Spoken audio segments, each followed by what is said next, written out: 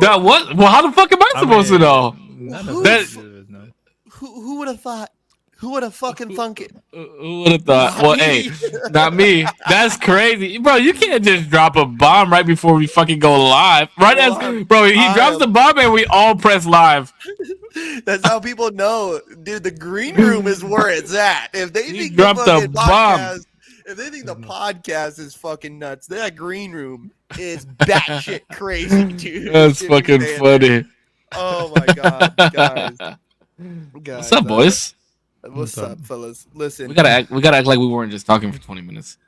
if Austin Harris is still in the fucking lobby for YouTube, you son of a bitch, I love you and I miss you, and I hope that we Jesus. fucking. I hope we do the show that we keep fucking talking about. You guys be on the lookout for him. Yeah, he's fucking hilarious. And I do hope to bring him on not only the usual Tuesday, but I hope to bring him on the smoking section and really give him his time. But guys, it's another fucking Tuesday. Yeah. It's kind of wild. It came by quick. It Yes. hella came by quick, bro. This week flew by fast for me.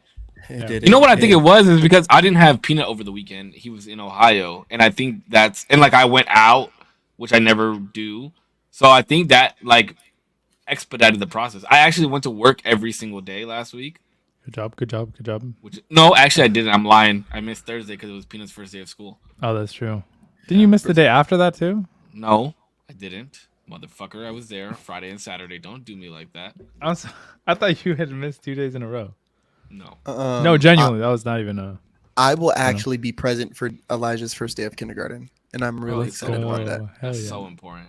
It's important. I missed his first day of pre-K, and I remember I got the call, like a FaceTime from him, bro, and I sat down on the roof and just started crying, and like they're like, "Are you okay?" I was like, "Man, fuck off!" Like, right? And so I'm just sitting there, and then my buddy who's Jamaican, he goes, "My name's Ronald, and so everyone calls me Ron."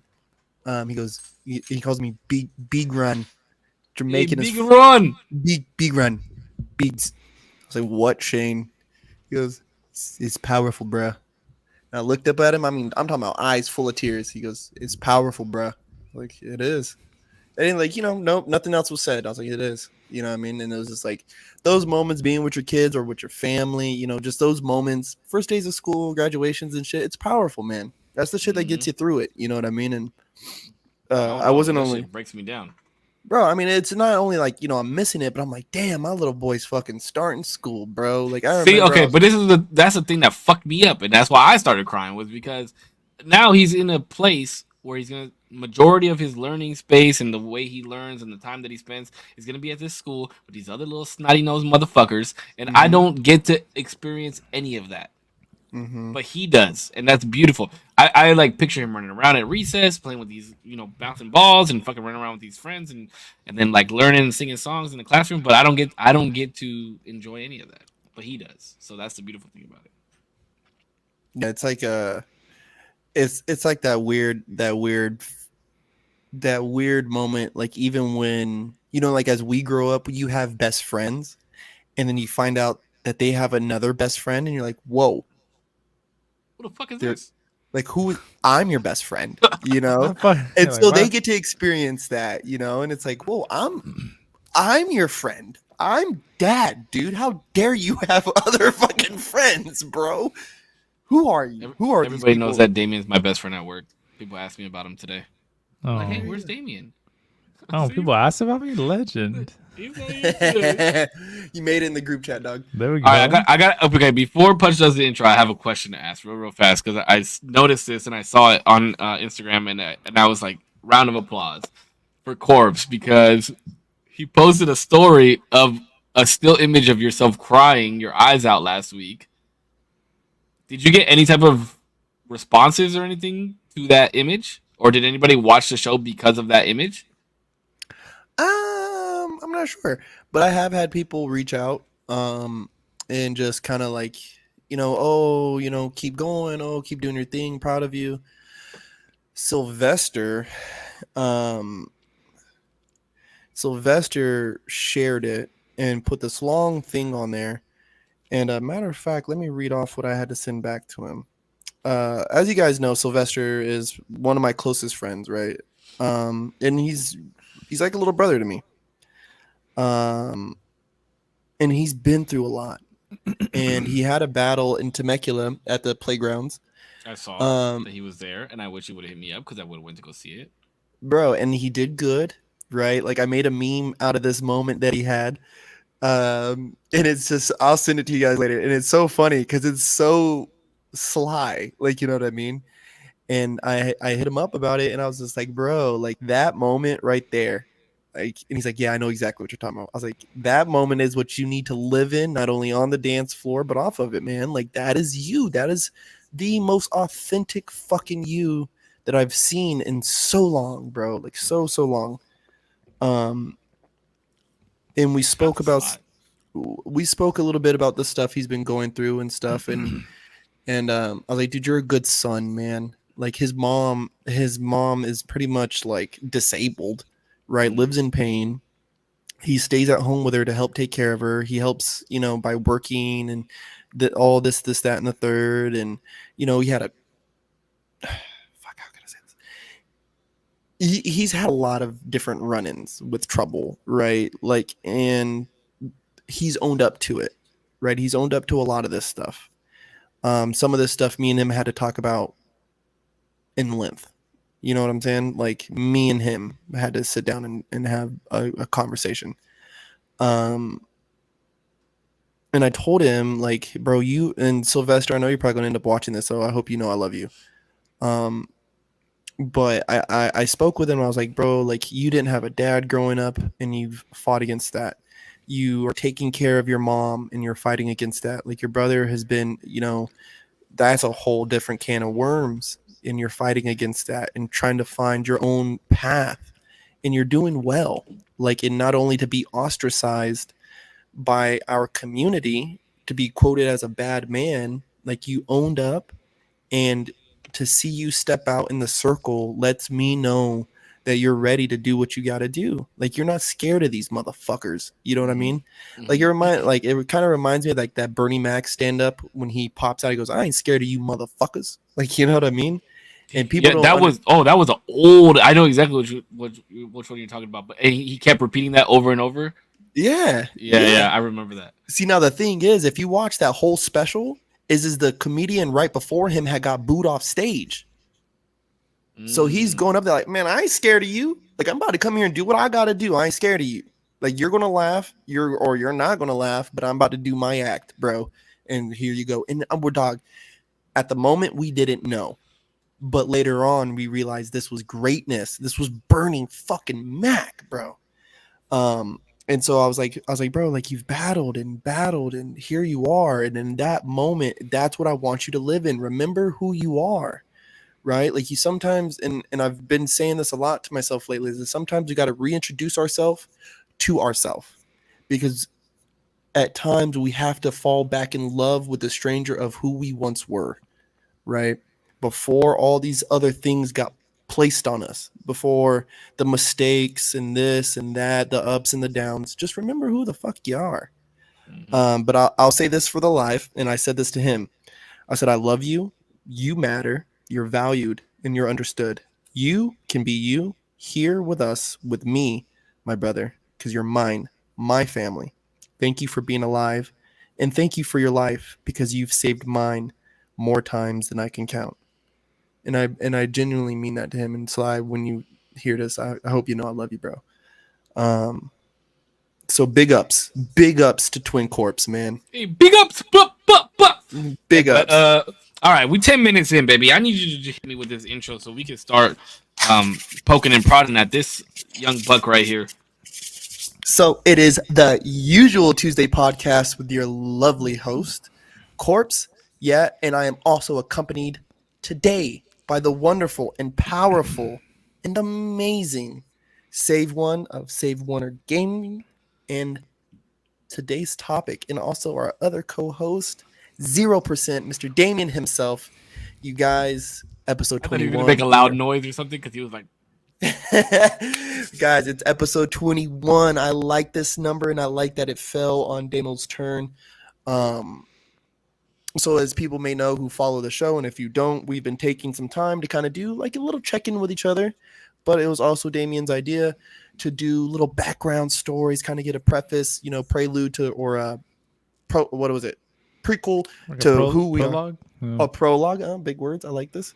Prologue, to who we are. And so today is Damien's chance to kind of rattle off his story, man, and give me a opportunity to get this man to open up, ask some questions, maybe see some dick.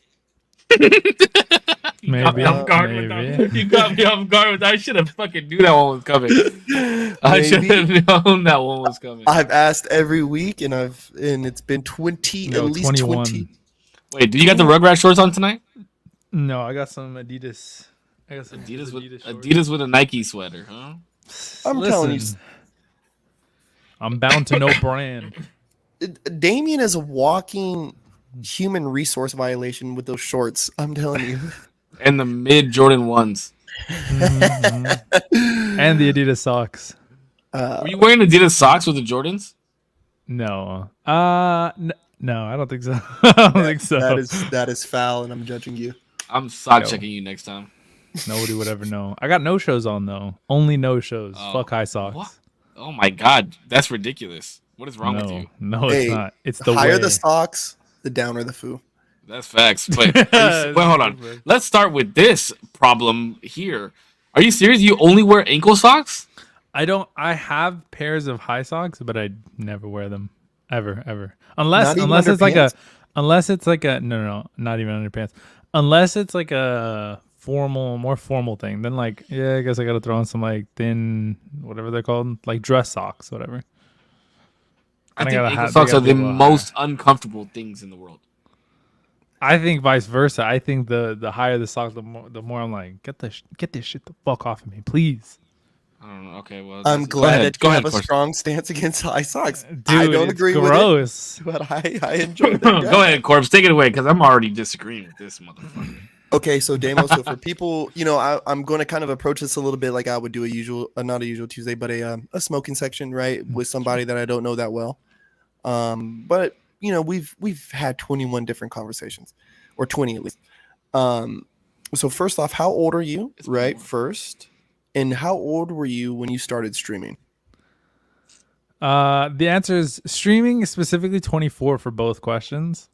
But I was saying to save, I think last episode, or maybe this was off stream, that I'd been making content way longer than he has.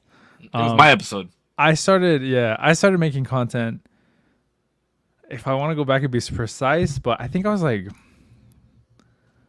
oh my god, I was young. I was probably like 2014. I want to say 2014. I was like 15. That's almost like 10 years. YouTube, like making YouTube videos. It was like originally vlogs, because vlogs are pretty big and I liked vloggers. It took me too long to realize that I'm a shit vlogger. My life is not that interesting. But yeah, I've obviously everything has changed since. Like I'm a little bit more niched, and now doing like live streams. It's not necessarily has to be the most entertaining, but it's more like personal. I think that's really cool. And so, okay, so you're doing vlogs, so this was more like a day in the life of Damo, day in the life of, were you going by 0% at the time, or what was the moniker? So there's a couple. So really originally it was a channel by the name of Our Four Lives. And it was because I lived in New Mexico and my 3 other family members lived here in California. And originally the plan was going to be each of us would take like a day to vlog and we would upload it throughout the week. So it'd be like 4 videos a week, but it'd be of all of our lives. Things kind of certain people didn't want to be a part of the channel, and obviously they're still my family, so I love them. So I'm like, okay, you don't have to be a part of the channel. It's just for fun anyway. Then it turned into Damien and Sam because me and my cousin just took over the channel. And then he kind of was falling off too and didn't really want to do the content anymore. So then I just took it over and made it into Throwaways. I've done so many different channel names and stuff like that. So Throwaways the idea was like, I'm just going to post like not super try hard, not super edited footage here, Mhm. and just have fun with it. Which, funnily enough, evolved into 0%, which is the ultimate in not trying, is just live streaming. Like, I don't have to try even that hard. So 0% is the new, like, I'm just having fun with it type of channel.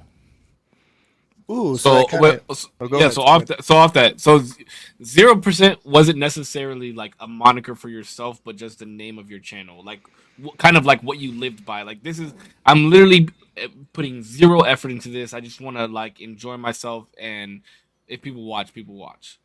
Yes, because I definitely have, and I didn't even touch on that on my channel, which is originally was just my name, Damien. I think I put my last name too, Damien Ramirez. Which Shout out to the then Ramirez family. which then turned into Introvert Hideaway. And the reason I changed it to that was because I had a really cool idea for a website where I forgot what it was. It was back in high school, but I thought it was just a really good, it had like a cool ring to it. So I was like, oh, this is really cool. So Introvert's Hideaway was that for a couple of years. And then finally changed it more recently to Macadamian because my uncle calls me that. And it's like a couple of different meanings. So my uncle calls me that. Macadamian, there's like a play on Mac, which is like an Apple branded like computer. And I'm starting to like delve more into tech. So it's like kind of a play on like Macadamian. Um, so yeah, that's the most recent. But that's very much more like I'm very intentional with that channel. I'm making content specifically for an audience, but it's not necessarily always something that I find funny or really like. I'm obviously going to do it to where I find it entertaining, and hopefully people do too. But that's very much more intentionally garnering an audience, where 0% is just like, if you fuck with me, you fuck with me. It's cool, but if not, it's cool too. I Yeah. like that. I like that. And, a little sidebar, Mac, right? Like the whole slang term of Mac, I had explained to me once was Mac stands for a Master in Articulate Communications. Oh, So that's why you get things like Mac Damn. Dre. Yeah, he's That's a master cool. in articulate communication. So maybe you can run with that one, right? But you better give me credit. Um, um, there is a question that I have, but I'm going to keep this until a little bit later. But I do want to know, what was your motivation? What said, hey, this is what we're going to start doing with this stream? Was it just because you saw other people doing it, or was there something that really sparked your interest to say, hey, this is something I want to do? More recently, I think I've talked about this person on the stream is Destiny. I started watching Destiny a lot, and he's a live streamer. And I thought it was really cool. I thought it was really entertaining to be able to like speak with chat. That's why I kind of get like, oh damn, like I want chat to be there because I think it's really fun to interact with them, and not necessarily like I'm not super good at games, but I think having like a cool community, and I think I've garnered a little bit of community. I think that's really cool to have, to be able to kind of chat with people and do projects like Motion. Somebody in my community has literally created a series of 4 videos where I voice acted, people in the community have voice acted, and it's crazy to see that like 6 months ago we didn't know each other. It's just wild. I think that's just so cool. So yeah.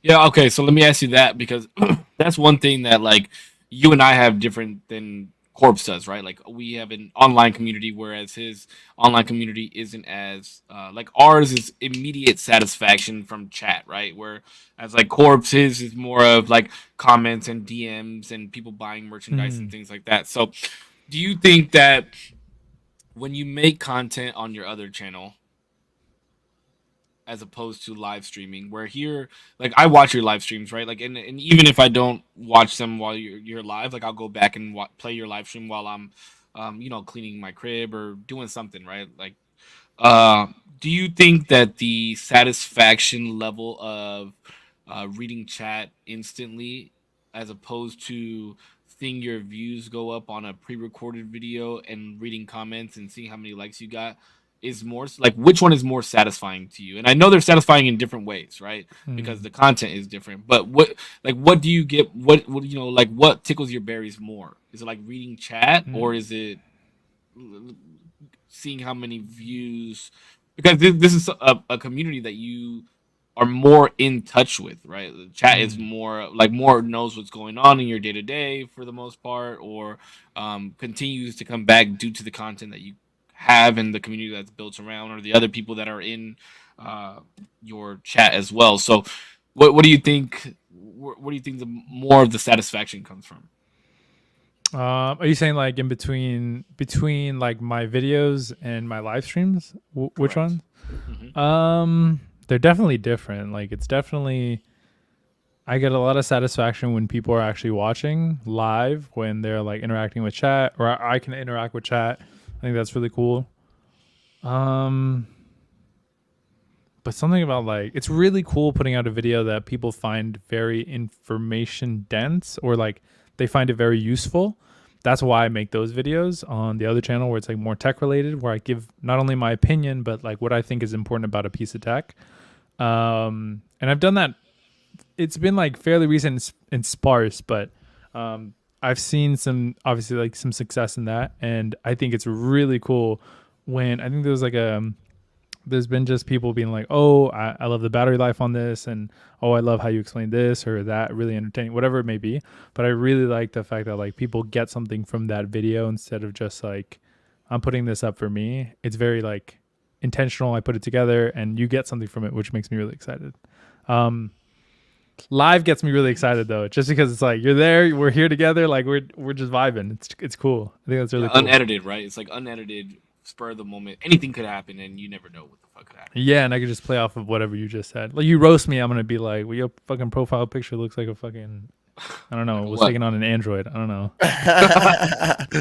All right, so I'll ask you one more question as well, because I've been waiting to ask you about these types of questions, because, and I wanted to ask you in person, well, like, because we hang out, but I wanted to ask you more during this because, one, we are live streaming. We live stream our podcast as well, and you and I had just recently talked about like, what if we pre-recorded our podcasts? Proper intro and stuff. Yeah. Had a proper intro, pre-recorded, where it was edited. Now, do you ever like sit back and after a live stream you're like, fuck, like I wish that didn't happen while it was live streamed? And on the opposite side of the coin of that, were you like, oh fuck, I'm so happy that I was live streaming at that moment and that happened? There still hasn't been an instance like specifically for the podcast. I think sometimes I'll think back and I'm like, fuck, I took too long answering that, or I don't think like we veered off topic a little too much. But I think that just goes to show that like we can improve over time, and I don't think that's indicative of like, fuck, like we should just not do it live and just pre-record and like put it out that way. I think that's like a way that you can go. But I think doing it live is cool because you get to like, one, be on your toes, and two, improve over time. And people get to see that too. That's why I keep old videos on my main channel, not on this channel, because this channel, I have a whole like backlog on 0% of everything I've done, but mainly because I just want to start fresh with like live streaming. But on my main channel, I have everything I've ever, except for one video, everything I've ever posted is on there, because I wanted to see that people would be like, he was doing fucking weird, like just stupid videos, and it developed into something that I could be proud of, that's informational, that is really useful to people. I think that's really, really cool. The progression. What was the one video? It was an idea in when you have those ideas that you're like, oh, this is a good idea, what the fuck? And then when you do it, you're like, this is not that good of an idea. Oh shit. I had the idea. I've had a few of those. The video is called Eye of the Beholder, and it's a film. It's like a short film of a bunch of ugly things being filmed in a more like cinematic way. But they were like, it was really bad. It's really bad. It's really cringy. Yeah, You gotta put it in the Discord. No. That Bro. I'll show you guys, but I won't put it in the Discord. Not now. I have. You don't think the community save it deserves? for- Look, there's not even that many people in the Discord. Put it in the Discord for a week, and then delete it in the okay? I'll try to find. You have to remind me, but I'll have to. I will remind you as soon as we get off. I might have no, I didn't delete it. I might have deleted it, but I don't think I did. But we'll see. I'll try it. One thing I did want to ask too is if you couldn't stream, if streaming to you was unavailable, what is something else that you would pursue? Like for Damien. Mm, I think this and photography have become a lot of like my. It sounds so weird because I want to say creative outlet, but it's not necessarily creative outlet, just personal outlet. Because like I can be more creative with photography than like streaming. Streaming is like more I get to talk with people, we get to vibe, and that's very personal to me. But photography is very like I'm making something pretty mundane look really cool in my eyes. Hmm. But they kind of both serve just a nice like I can make videos without it being like I have to make this cool edit. I have to do this. I have to do that. I have to make it really like as high of a production as I can. Although I want to do that on that channel, it relieves a lot of the stress of why I started to begin with. I think it's really cool. Okay. And I'm gonna ask a question. It's a little personal, but I'm hoping that we can go there. Mm. Now, you stated earlier that you had a separation in family, right? So you had family living in Cali, you were in New Mexico. How did that come about? Yeah, my mom, she has like all of us has a job, and they relocated her to New Mexico. And for a long time, I was pissed. I was so mad.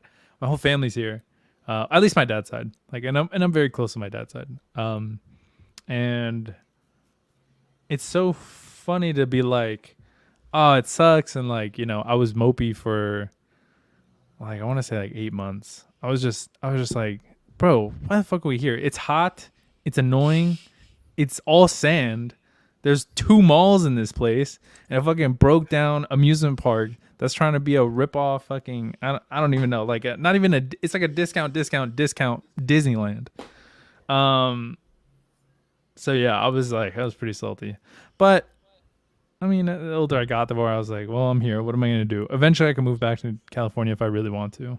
So Mm-hmm. I started to enjoy the time there. Got a lot of friends still out there, obviously, but but they're really cool. They're really cool people. As soon as I moved and came here, I was like, I love the people there, but not the place. And here, for a long time, I didn't have friends. For like a year, I didn't have friends. I didn't have like um, a job. It was like the most low I'd felt in a long time. I just felt useless.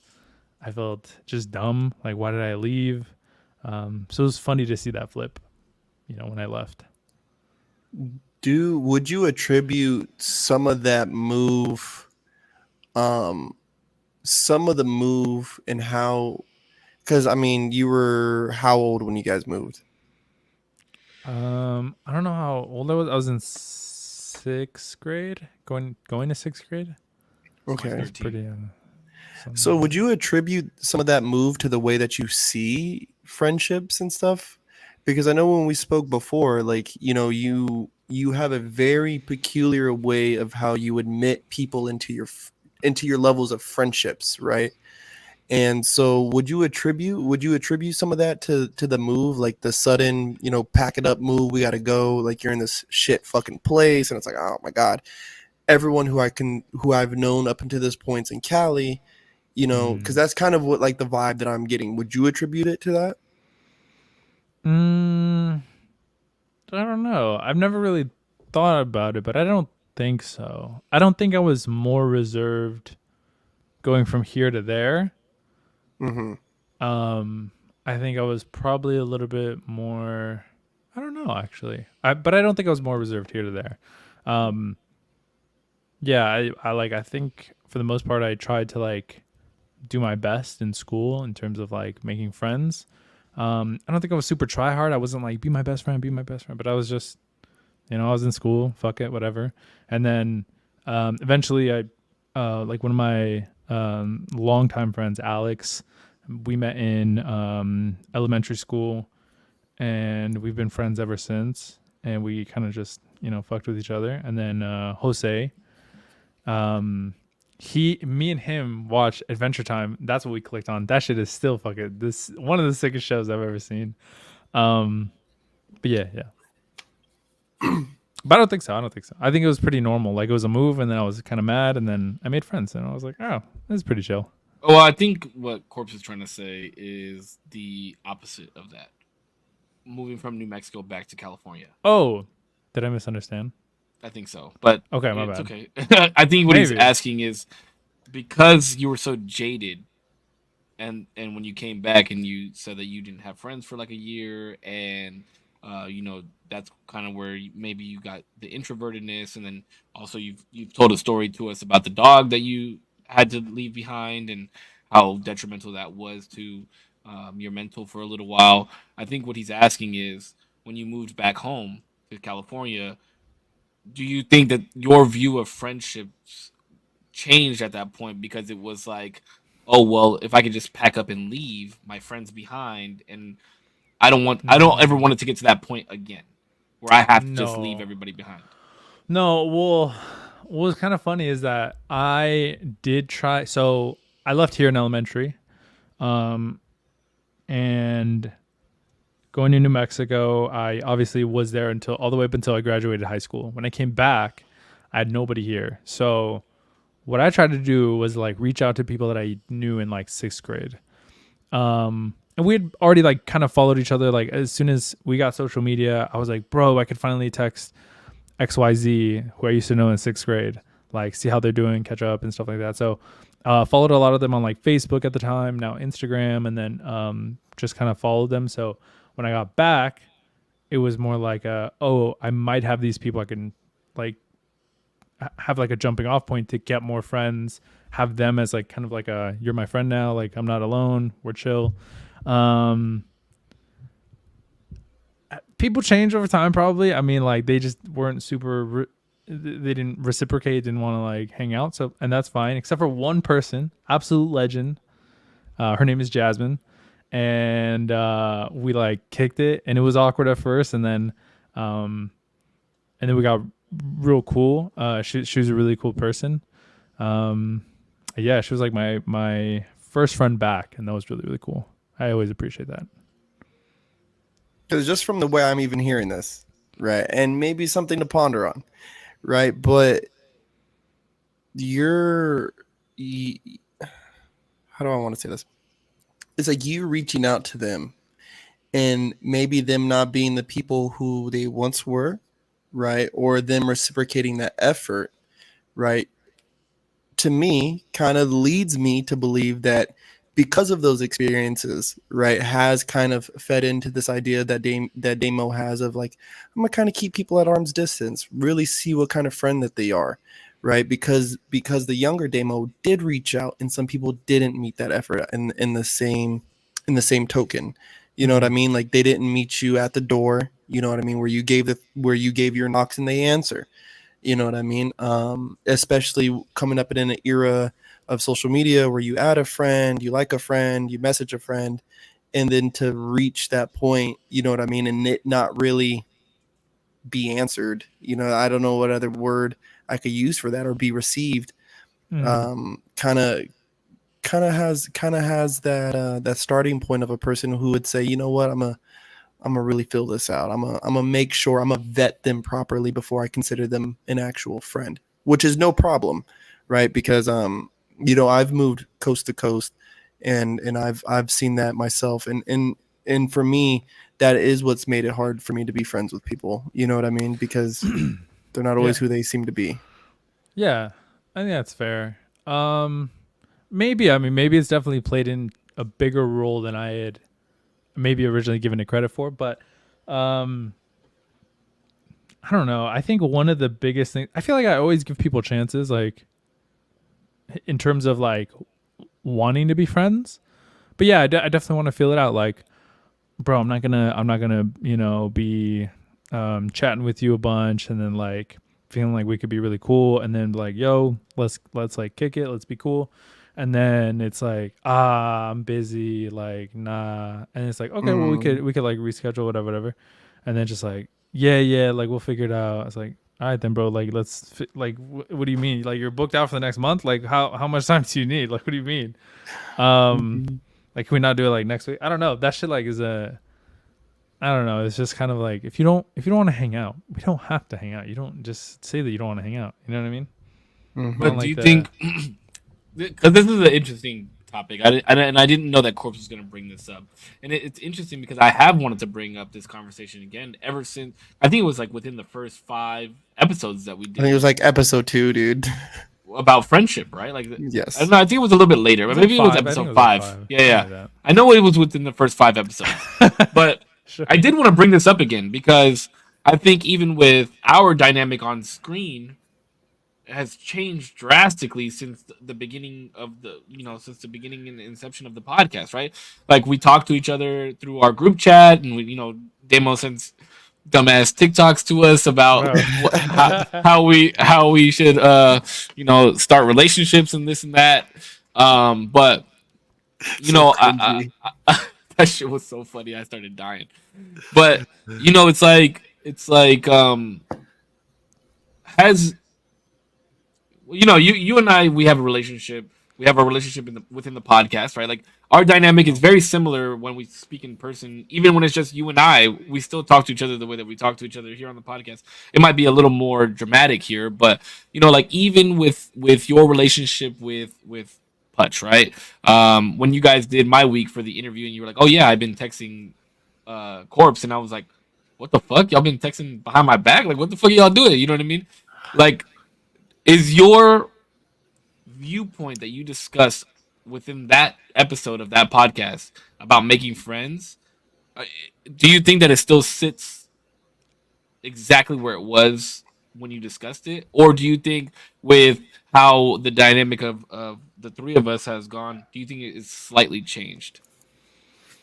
I want to say it's like exactly the same, only because I think I have a pretty solid like scale, or what is it, scale, like measure, like the thing to measure how cool we are. I think that's like a fine scale. I like it in terms of like what I think, because I like really close friends. I don't really like having a bunch of people that I would call friends that, and I'm not saying like anybody really here does that or anything like that, but I don't really have like a group of friends that I don't like hang out with. If like we don't really hang out, or like I can't text you to be like, "Yo, let's chill," and your answer's like isn't like, "Yo, like when would you like to do that?" Then I mean, maybe we're friends, but like kind of probably not really. You know what I mean? Like even the people that I haven't talked to in like close to a year in New Mexico, if I went out today, I know that there would be 3 people who I could reach out to, and they would say when, not like I'm busy, like I don't think I can, maybe next time. Like, bro, like all right, we're not gonna hang out. I don't know, whatever. Mm-hmm. I can feel that. Because there is definitely a very small group of people. When I hit them up, and I'm in North Carolina, there was the 10 people I would hit up, and I always got the I'm down. It's like, okay, well, when? Like when are you free? Yeah. But then there is the small, very small group of people. When I say, "Yo, man, I'm in town, dude. I'd love to see you," they say, "When do you land? Who's picking you up? Where are you gonna be at?" Yeah, And that's like a closer. that's a good friend. It's a good friend. That's a really And good so friend. I under at first I was like, this guy's overprotective of himself, but then I had to take a second to really think like, no, I can, and then again, this is why I love that we do this fucking podcast, bro. You know what I mean? Just gaining understanding. But to also play into, with the friends that you've had, the people. Oh, let me make sure I say that right. The friends that you have, the people that you've had to weed out, right? And then even considering the family that you did with this podcast, or not with this podcast, but with your vlogs and different streams, do you feel supported in the dreams that you chase? Yes, but I also don't need like, in particular, like friends support. I think I need like, I feel like I would need 2 people's support. That if these 2 people like were to be like, you're not that good at whatever I'm doing, I'd be like, fuck, maybe I should like not do this anymore. Who are those 2 And people? right, like pivotal is my girlfriend and my mom. If both of them were like, and I think both of them would have to simultaneously be like, all right, bro, like it's just not Yeah. it. You know what I mean? Fit on the pot or get off. And I'm like, damn, like I really gotta like not do this anymore. Because it's just like, if they don't think it's good, like if my mom and my girlfriend don't think my shit is good, who the fuck is gonna think my shit is good, bro? If anybody's gonna think it's good, it's them. So if they're like, I don't know about this one, boss, then I'm like, oh fuck, that's my barometer. So why your mom versus your dad? My dad never watches any of my stuff. He's just, in his own little world. Does he know what you do though? Yeah, I mean, he's right outside the door. He knows what I do. I mean, But he's just not yeah. of it at all, though. I don't know if like I want to give my dad a bunch of outs. I just don't think he like is in the same world. You know what I mean? Like it's hard to be supportive of it when you're not kind of in the same world. Although my mom isn't either, and she's Do you chat? Yeah, but moms are different. I think. Do you chat with your dad about it? Like what you do? Like, do you ever? You're like, oh, we were having a fun podcast, or like, I just filmed this crazy video, or I just picked up this new piece of tech equipment. Nah, just because he's just so not a part of the world where he's not really interested. I tend to talk about things that like he's more interested in. I like try to go into his world than him come into mine. Although like I don't know, we talk about like we've talked about like Marvel, and we've talked about like I'm not really going to go into depth with him about like the cameras that I'm looking into or that I like, or the different tech that I'm into, that like, cuz it is a niche thing. Like I get it. When I'm really excited about the iPhone 15 having the USB Type-C port, 120 refresh rate, the different titanium that it's going to use. I'm like, dude, this is going to be sick. But most people are like, bro, it's the new iPhone. Who gives a fuck? It's just going to be like a little bit different. It's like, yeah, but you don't understand how a little bit different it's going to be, bro. But like, yeah, people aren't interested. So, and I get it. It's not for everybody. So, yeah. I mean, for the record, I was gonna save this for after the pod, but I mean, you're the one. Damien is the one who convinced me to spend a shit ton of money on a watch. I already saw the band too. It's the trail loop, the black. I saw that shit. It's clean. You convinced me to spend a bunch of money on a fucking watch. And you know what's funny is I had waited a year. Like it's been over a year since the watch released, and I was like, "Fuck, I want it. And I don't know if you remember this. And I was thinking about this earlier today, actually, when we were in class together. I asked you about your watch, and you were like, "Oh yeah, I just bought it." Blah blah blah blah. And I was like, "Is it worth it?" And then now, 6 months later, I was like, "I think I'm gonna pull the cord, bro." And you were like, "Just fucking do it. Just do it." And I couldn't be happier that I did. Let's go. I'm glad. And then Crystal Water says, also made me buy a phone. Yeah, I did. Yeah, but I'm because, actually, like, I'm not happy about the new iPhone 15. So maybe you can convince me on that one. Well, you have we'll get into it later. It doesn't matter. I have the mini. Are you gonna talk shit because I have a mini? We'll check this out. Maybe. I don't know. We'll see. Is the 15 gonna release a mini? I just found out the 15. This is gonna be so fucking. I just found out the 15 has different battery technology where it fits more battery into the same size. The way that they coil up the battery was circular, and that made the. I'm so sorry. This is so not interesting. So why are you apologizing? This is you. This is what we want to hear, motherfucker. The way that they used to do it was like coil it up circular, so the edges would be left out. So that's space that you could utilize. The way that they've done it now is they coil it more like, snake.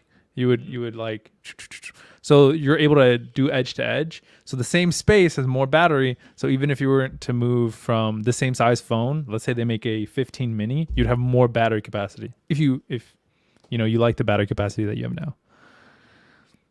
Ooh, are they going to make a 15 mini? They probably won't. If they make a 15 mini, I'll buy the new one. If not, then I'm just gonna stick with. There's no leaks for it, so I have nothing. But very exciting. I'm so excited. I can't wait to get my hands on the 15. But yeah, I get really high. Fucking phone too. Yeah, it's dumb. It was dumb. But I'm gonna do what you said. go through the carrier, better trade-in value, and also I don't have to pay for it all up front. So it'll be nice. It'll be good. Damn, look at that. He gives me advice. I give him advice. It's like we have a friendship or something. Something like that. It's almost you to consider him as a friend. And so another thing, right, on that is it's good to see you geek out for a second. Thank you. It's cool. I'm so excited. It's cool, bro. Like again, like Cisco said, man, this is why we're here. We're here to not only learn about you but celebrate you, bro. You know what I mean? And do you find it hard to let people celebrate you? Sometimes I just don't want to bore people with this shit because there you go, right there, like right there. What? Because truly, it's not interesting to most people. It's just not. How do you know that? Do you consider us most people? No, but I mean, like, you guys have different interests, and I want to hear about that too. But I think that's what the videos like allow me to do. Like, I won't necessarily be able to package this all in the most interesting way in conversation, although I'm very excited about it. But I get to put both my creativity, love of like video making, and then also the excitement I have for like tech into one package and give it to you in like a, you know, if we had a conversation and I could show you in the best ways that I can and like be as entertaining as I could with this information, this is what I would give you. I think that's really fun. Because as an electrician, that whole battery explanation makes a lot of sense. Mm-hmm. And so you say, oh, it's going to bore you. And I'm like, whoa, dog, you're speaking a language that I can understand. Though I may not be fluent, I understand what you're fucking saying right now. Right? Yeah, like, true. Oh, a coiled battery. Yeah, I know what that does considered to like this one that has this like rolling edge to it, what it does for a battery, like, you know what I mean, or how it can be compacted, how it can be better protected, and how it can, you know, have a longer lifespan as something in comparison. So Cisco, wait, Cisco, what were you going to say right now before I'm sorry? No, you're good. We both had a thought at the same time, and it's just interesting to me that you would say that this you don't want to talk about it because you think it would bore people, right? Like that's what you said. Yeah, and it's funny to me because I'm gonna say two things on this. One is like that fucking game that you play on your live stream is so fucking boring to me. I don't know what. No, the other joint. Oh, the Ministry. The top. Bro, that game is one of the most boring games I've ever watched in my life. Yeah, but I watch it because you're talking about it. You're talking about stuff, and you're playing the game. And I'm not there to watch the game. I'm there to watch you play the game. Well, I appreciate that. So, you know, does your girlfriend ever tell you, I'm excited about it because you're excited about it? Or do you ever see that she gets excited about something that you're getting excited about, even if it's not her interest? She gets excited that I'm excited. Yes. Yeah. I guess short. Yeah. So do you not understand that, especially as a content creator, especially as a live streamer, right? Like, because you can say that content creation, like you making videos on this end and then making live content is completely different. And sometimes people are just there for the live content because it's you. And they want to hear you and see you, right? Like, there's probably been topics that we talk about that people don't give a fuck about, but they give a fuck about it now because we're talking about it. So, like, I'm just curious as to why does your mind work that way when it comes to this kind of stuff? Because you haven't lit up this whole. We've been live for almost an hour. You haven't lit up this whole time until just that moment right there with the battery coil. Yeah. A battery coil, champ. Jesus fucking Christ. And a fucking USB-C that they already have on other products. Like, yeah, which is bullshit, bro. Why do they have it on other... Anyway, it doesn't matter. It does matter. No, but the thing is, too, what I thought about just before you said that was it's about the battery package. No, because listen, hold on. So they're able to stack battery cells now. And I forget what it's called, but it basically reduces the heat. So right now, in MagSafe technology, you have 15 watts of charging. And with this new technology, you might get 20 watts, dog. I think that's so cool. But that'll make lightning fast charging go up a notch. Just for like wireless charging. Well, yeah, But that's what I'm like, saying. wait, It'll what? be Say that it'll one be more time. even faster It'll be charging faster, exactly. wireless. Hmm. So it could be close to like the extent of lightning fast charging when you plug in a USB-C, right? Exactly. USB-C also is capable of like faster battery delivery. Charge delivery, like energy delivery and data transfers, which is really nice if But what is people it want to gonna transfer do? stuff. What is it gonna do to battery health? Um, I've watched a couple of videos on this. I'm not super well versed, but in terms of like battery health, what kills batteries more than anything is heat. And if I'm not mistaken, allowing it to go past like 20%, like letting it die a lot will kill the battery's lifespan over time. So if you're wireless charging a lot and it's not like able to maintain a decent temperature, it'll kill the battery a lot faster. But Okay, just to get on the hype train with you, I did What's up? watch the like stuff about the new iOS and things that I'm happy about that they're Dude, bringing out on the new phone. so cool. The fact that you can leave FaceTime voicemails That's is gonna gonna be be sick. sick. I don't That's know gonna why be this. sick. That's sick as fuck. Yeah, that's gonna be wild. I think that's gonna be super dope. Mhm. Like And then- super dope.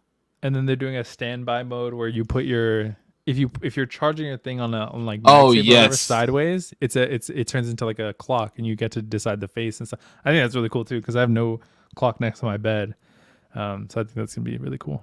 It's gonna But be that's the my, death of my the thing long on yeah, but my thing on that, I saw that, right? Is how often is your phone on the side of your bed and you're not like you don't go to reach for it. You know what I mean? Primarily at night. Like I probably won't use it like in the day. I don't know. Like Well, because I do know that you have like your focus on, so I know that you don't get notifications at night. So do you typically leave your phone off to the side at night? yeah. You're I'll not just- one of those weirdos like me that sleeps with their phone next to them and cuddles with it. No. Well, you use vibration. That's why. That's why you That's need true. that. That So, is true. but try the alarm with your watch. I to see if it's did. enough. It woke me up this morning, and Oh, let's go. it was absolutely amazing. I'm glad. Okay. I got to read my sleep. I got to read my how I slept last night and shit. Mhm. And you know that was a big thing to me. That was a big selling point on why I wanted to watch. It was actually interesting. It showed me that within 5 hours I woke up 4 times. That's terrible. I hope you can fix that. But I'm glad you know. Yeah, that's crazy. But Yeah. it's all thanks to you, Damo. I spent all this fucking money on this. Thanks, stupid- buddy.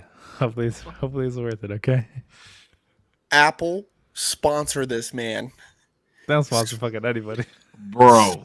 Sponsor this man. Hey, Miho did a fucking commercial for AirPods. Miko did do one of the creators of Crump. He did. Oh, And that's cool. luckily, Korpsx knows him very well. I know him, but Korpsx knows him very well. Mm-hmm. Well enough. I mean, I know him by first name. Yeah. Don't run away. No, I just had to do something really quick. I just unplugged something. Okay. You know, Was they it your explained it to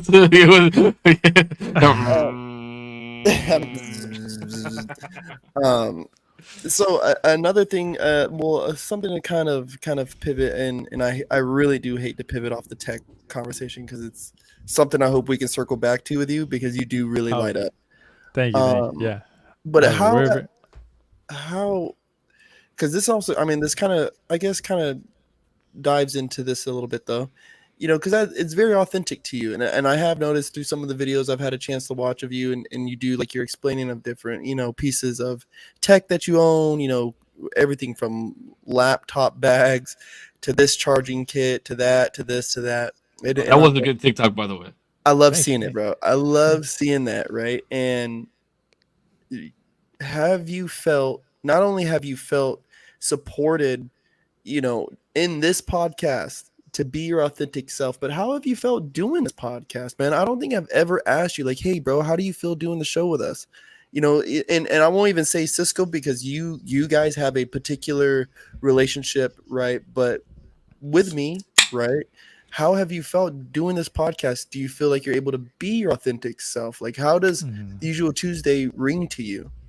Um, That's a good I, question. I've thought throughout this whole time I've been incredibly lucky.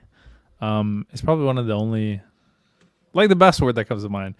Like, imagine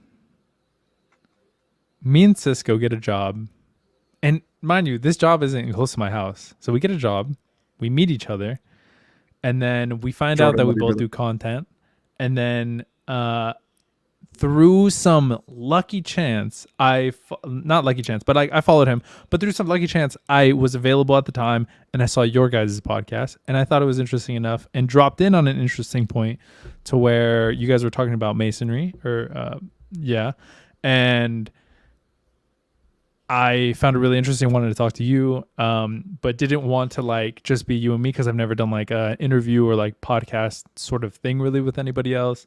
So the only other person that I like, the intermediator between both of us, is Cisco, and so like all the things fell into place for this to be born, and then for you guys to be really welcoming, and I feel like I've been able to speak pretty authentically. Obviously not necessarily that like I feel like I have to be quiet about tech or like other interests that I have. It's just not the place that it comes up. So I'm not gonna be like talking about, I don't know, something heavy and then be like, guys, the new 15 is coming out September, guys. What the fuck with that? Like, what the fuck?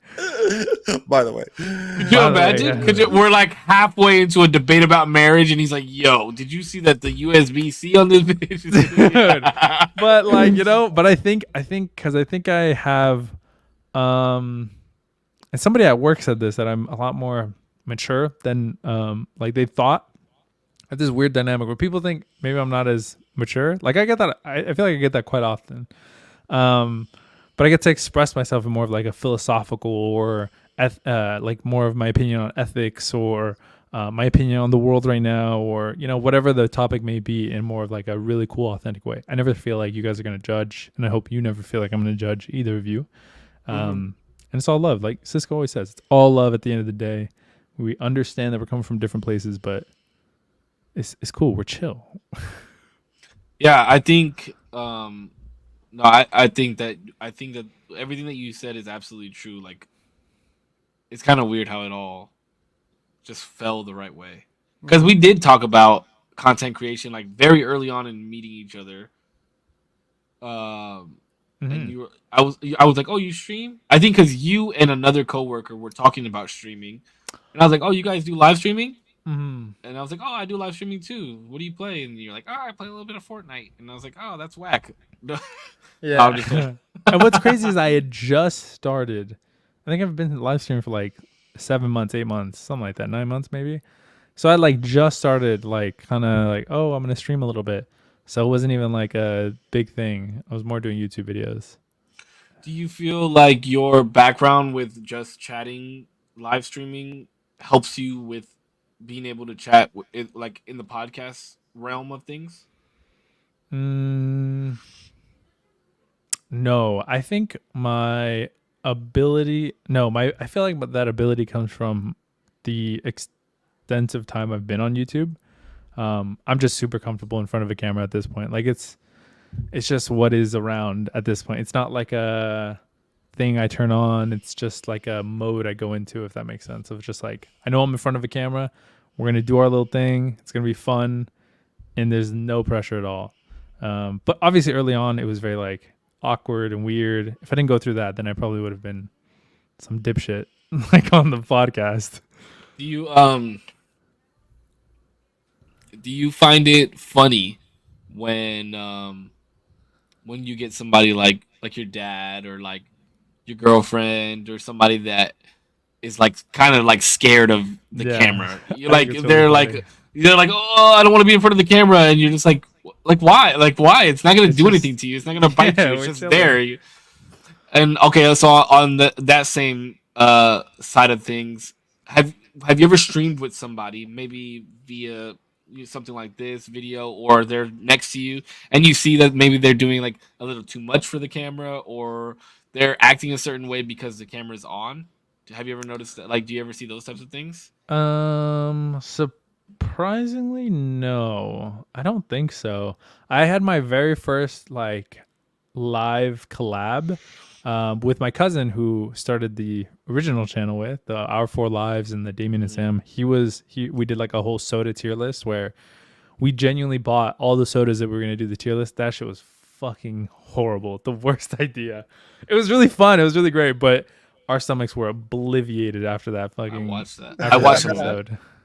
Bro, Yeah, that was terrible. actually, that podcast though, that podcast, or I'm sorry, that video, that live stream that you did, the co-live stream, is I give that live stream credit to one of the best podcasts that we've had in the last 21 episodes. Because isn't that where you got the hot takes? The idea for the hot takes? I don't know. I think I got the. Did I get it from there? It might have even. Yeah, I think either it been was from because there. you were talking about which soda was better, this one or that one, and then it like sparked the idea in your brain. From what I remember, that was Maybe it was a couple months ago, but that was one of my favorite podcast ideas that you've ever come up with. the hot takes. Yeah, that was really fun. It kind of fucked It me up was. that it worked reverse when I thought it was gonna be easy. That shit was like hella fucking tense. What do you mean? Like the ice cream. I thought that shit was gonna be like, oh, chocolate chip. But then when you guys were One like, of the bro, some of the best clips that we've ever had as a trio come from that stream. that was Like really fun. the kissing, and you made a whole video on that too, which Yeah. was awesome as well. That was really wild. That was Would a you really fun consider episode. that? Would you consider that like probably one of your more favorite moments of the show? Because that is literally the question: is like, what is your favorite moment, Damo, Usual Tuesday podcast? Ooh, I want to hear My this. That's a good favorite question. moment has to be funny enough. It's not like the funny. I don't know if it's maybe it's not never, but it's right now not like a funny moment. It's actually when all three of us like almost cried. Me and Corpse cried on the same episode.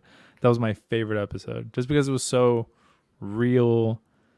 It wasn't like a how do I appear the best I could be on camera. It wasn't like anything like that. It was like I'm a human having a human. Like I think Corpse went into this last episode too. Like when he dances, it was just very human, real. Like oh, this isn't for the camera. It's not for anything. I think that's super. That was really really cool. What episode? That was the That was a death episode. That was your Bring episode. Deb- That was that was the $1 million question episode. yes, yeah. Mm-hmm. Ah, yes. Damn, we've had some good ass fucking episodes, bro. We've had some good fucking times on this podcast, boys. Damn. It was And I good definitely, fucking time. when I wrote that question down, I was hoping that's what you would say. I was hoping that it would be that moment of like very vulnerable, you know. And I was like, oh shit. I was like, oh snap, Zero is like crying right now, fam. Like holy smokes, like I'm a Yeah. fucking crier. Like you know what I mean? Especially when I'm amongst friends. You know, I in public and around people I don't know. It's like I can get really stone faced. But when I'm amongst friends and family, I'll break down, dude. It don't take much. Yeah. Hold on, real quick, Corpse, before you go on to the next question. I do want to say that I do love. That's probably my most the video that I view the most on your TikTok is Mhm. that clip.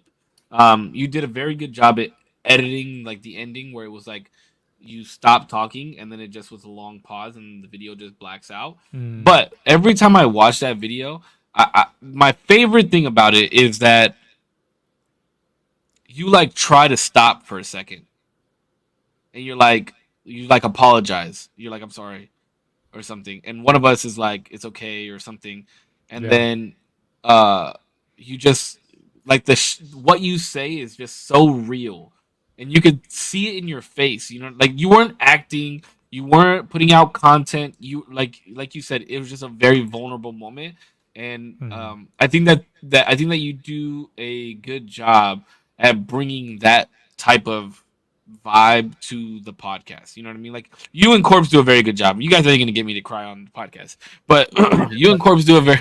No, I didn't cry. I didn't cry. You said, but you shed a single tear that counts, dog. But you guys do a very good job in that sense, and you you bring a good maturity level, but you also um bring a sense of um I don't want to say like childlike or uh you bring a sense of innocence. Like Yeah, you Sure, are yeah. you are the innocence of this podcast. You know, you got fucking you got Corpse over here talking about that she was a spitter and she's running from the bed to the sink, and you know, like I say some outlandish shit sometimes, but you are like the innocence of the podcast. I know you ain't innocent all the time because we talked about some shit, motherfucker. I'm But like, yo, Adventure Time season 6, best fucking season. Yeah, true. yeah, you're like Adventure Time. I love Adventure Time. You know, whatever the fuck, what's his name, Scotty, or what the fuck is the name of the? I don't fucking know You anything talking about about that show. Finn? Oh Finn, there we nah, go. you did not just disrespect my guy Finn here, bro. Listen, I call it I Mordecai. don't know got multiple anything about pops to that prove it. show. Okay, listen. You talking about? Oh my And god. I don't. and What? Jake, I don't even know what the fuck you're holding right now. bro. What This the fuck is is that thing with the rockets on its feet? one of the most goated episodes. He turns into a wizard in this episode. It's really cool. Anyway, let me get off topic. But yeah, I love that. I love that you bring the innocence and um, it's something that we all just love seeing the love within each other, and you were the perfect fit to something that I think Corpse and I have wanted for a very long time. We just didn't know how to produce it. You know what I mean? Because Corpse and I don't think there's anybody else that maybe one other person that Corpse has had more smoking section episodes with than me. But it was just like there was like one missing piece, and I think you were that missing piece to kind of like mold what we have now, and it's absolutely amazing. Mhm. Like you were the, you know what I mean, right? Am I right, Corpse? Does anybody have more podcasts with you than I do on the smoking section? Thank you, thank you. I don't believe so. I think you and I have the most on your. So yeah, You the are the fact that most you were repeat guest.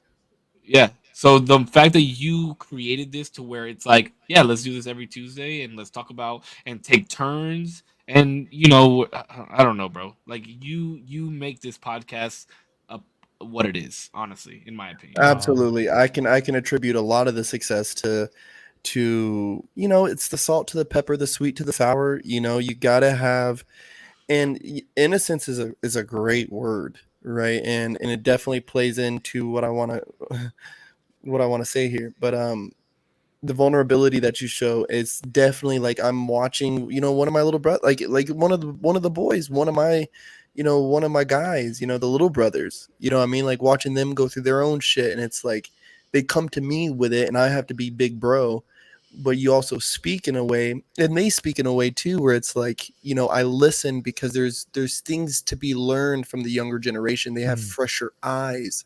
You know what I mean? Looking at the same water bottle or the same issue or the same piece of technology, they have a different understanding that though I may not understand, I can learn by just hearing them, right? And they explain it and they get so excited.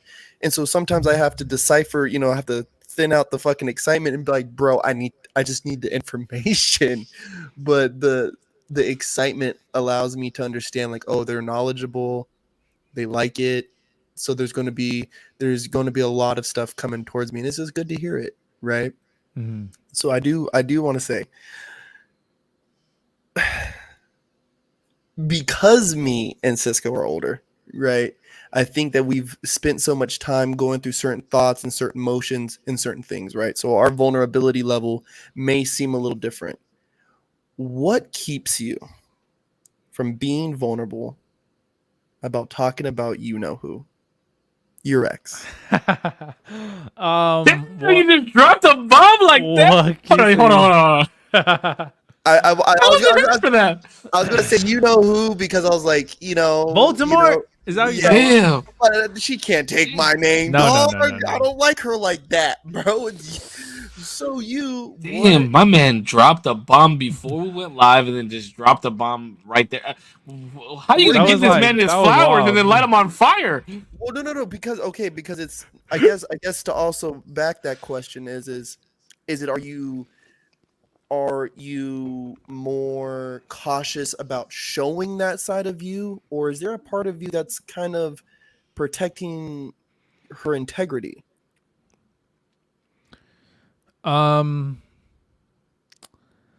It's a lot of things that it's a lot of things. I'm not necessarily That was like a nervous ass laugh, right? Yeah, I knew it. I knew this one That was was gonna a hang him up. nervous ass laugh. I knew this it's one was because I gonna have hang to. him up. I gotta. So listen, like I think I do a pretty good job of staying within the bounds of where I feel like people would be pretty comfortable in being, especially with this internet shit and like how quickly like you can become viral, or even just like just in general, like over time people can either like.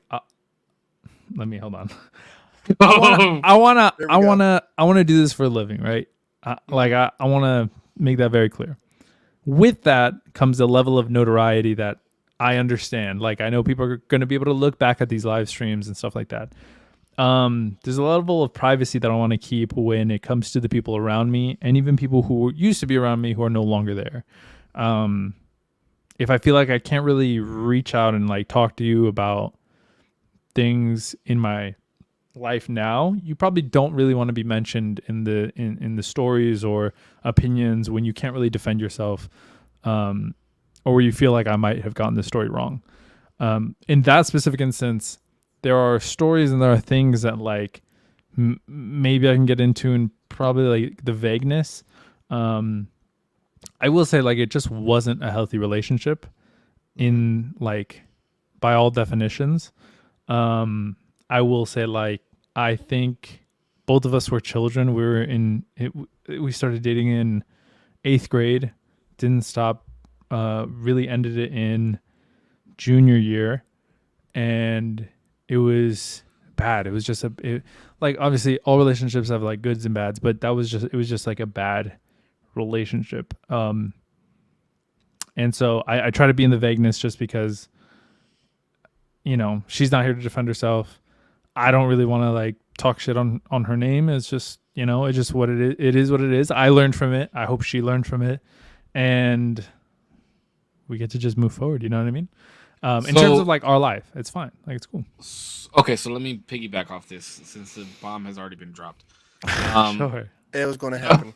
Well, you know, because I think, and it's in all fairness, I think we've all talked about things on this podcast that we probably didn't want brought up, or we didn't want to talk about. And I'm not saying talk about it because of that, Sure. but I'm just saying like obviously this has been mentioned in prior podcasts, so people know that there's some type of secrecy, not secrecy, but there's some type of vibe that revolves around this, right? Now, do you think that part of this part of the reason that you don't want to talk, because obviously you've learned a lot from this past relationship, and you have a beautiful relationship now with your girlfriend's beautiful. I've met her in passing. We didn't really get to sit down and talk, which I wish we would have, bro. We will. It We was so will. funny. I Yeah, want to, yeah. it was just funny because she was like, "Oh, you're Cisco," and I was like, "Hi," and then you walked up, and I was Yeah, like, yeah. "Oh, yeah." I was like, "Who the fuck? How the fuck is this Yeah, random yeah, person yeah. in David Buster's know me?" Yeah. But obviously that relationship, because you didn't really have a relationship in between your ex and your current girlfriend. So, you know, I obviously understand the respect of being on the internet and it living forever, and not dropping names, and we don't have to do any of that shit. But Mm. do you think a portion of it? I know that Corpse had mentioned the integrity of it, but do you also feel that you don't talk about it at length? Maybe not even just on the internet, but I'm talking about in general, because I know that you and I've tried to talk to you about it, and you're the way that you talk about it is the same way that you talk about it right now, right? Like you don't go in like. Interesting. Well, I didn't know that. because I will talk about it in detail with you. Sure. No, I'm just talking about in the Oh. past. I've tried to like Oh, sure. talk to you about it, and like because I wanted to dig deeper and see who you really were, and like how it affected you. And not that you refused, but you were just very vague about it, which I respected, and I was like, okay. And I haven't brought it up since. But Yeah. my question in that is, do you think that a portion of you just doesn't like to talk about it anymore because you don't want to allow that to have power over how you feel as well? I'm no, I think it kind of goes back to like the filter of like who do I let know my information. It is very personal. It was like a long span of my developmental years, and I think it could have gone like I I think I could have came out like hating the world. So I think it's cool. I give myself a little bit of kudos when it comes to that situation to come out of it on the other side being like the world could be way more beautiful because of it. And I think I just view the world that way, or at least I try to moving forward. But I think at the time, probably the time between you and me, it was different, and I don't remember how long ago we had kind of had that conversation, but yeah, I mean, I definitely open up to you now. I think, And not that even want to talk about it anymore. You know what I mean? Because at that time in point, it was, I guess, kind of like how you view your friendships and gauge where they're at that point. I think maybe yeah, I was just trying to pick your brain a little bit and dig a little bit deeper in to see why you do things the way that you do. But now I know a lot more about you than I did mm, probably when we were having that conversation. I don't even remember how long ago it was. mm, But yeah, I noticed that like that day that we were talking about it, or that I tried to talk to you about it, to your response now are very similar. So I didn't know if maybe you were the lack of discussion revolving that topic had to do anything about the that you no longer wanted to hold weight or power. And not that it does, like it doesn't mm. it's just it's a secret thing, and people want to know about People like secrets. secretive Yeah, things. Yeah, sure. people want to be on the in. um so that's all I wanted. Oh shit. Excuse me. That's all I wanted to. That was my Spitters or only input on quitters. that. Spitters True. or quitters. You better swallow it. There you Okay. Oh go. my god. I appreciate the level of privacy that you have. Right, Thank I you. do. There is I mean, dude, I'm a part of a society of men Mm, that, you know what I mean? Where I won't say that we keep stuff secret, but we keep stuff very private, you know, and yeah. there's rights and benefits to that. Um but just on the other flip side of the coin, you know, where she may come across your podcast one day, you know what I mean, and maybe air your shit out, right? Mm, Not even, I don't see you as vengeful, right? And so I don't worry about you saying, "Oh, well, I'm a clap back, and now I'm a just fucking spill the beans on the Usual Tuesday podcast." And and it leads it leads to the question of, do you think you've found it inside of yourself to forgive her for all your guys's? And I say that particularly your guys' transgressions. yeah, for sure. I think like water under the bridge type thing. But like that isn't I think I and I think this is probably healthy to do. And this ties into like more like you don't necessarily have to be really close to your family. I used to think that when I was younger, of like you should really be like close with your family. Like it's your family, you should love them, whatever, whatever. But over time, I realized like, oh no, some people are just really shitty, and like you should kind of block yourself because you want to protect yourself and live a happy life and do yourself a favor. Sometimes even your brothers, your mothers, your fathers can be not good for you, and that's something that you should stay away from. But um the question, say it one more time. I lost my train of thought for some Do you reason on that. forgive her for the transgressions of the past? For both of your transgressions in that relationship?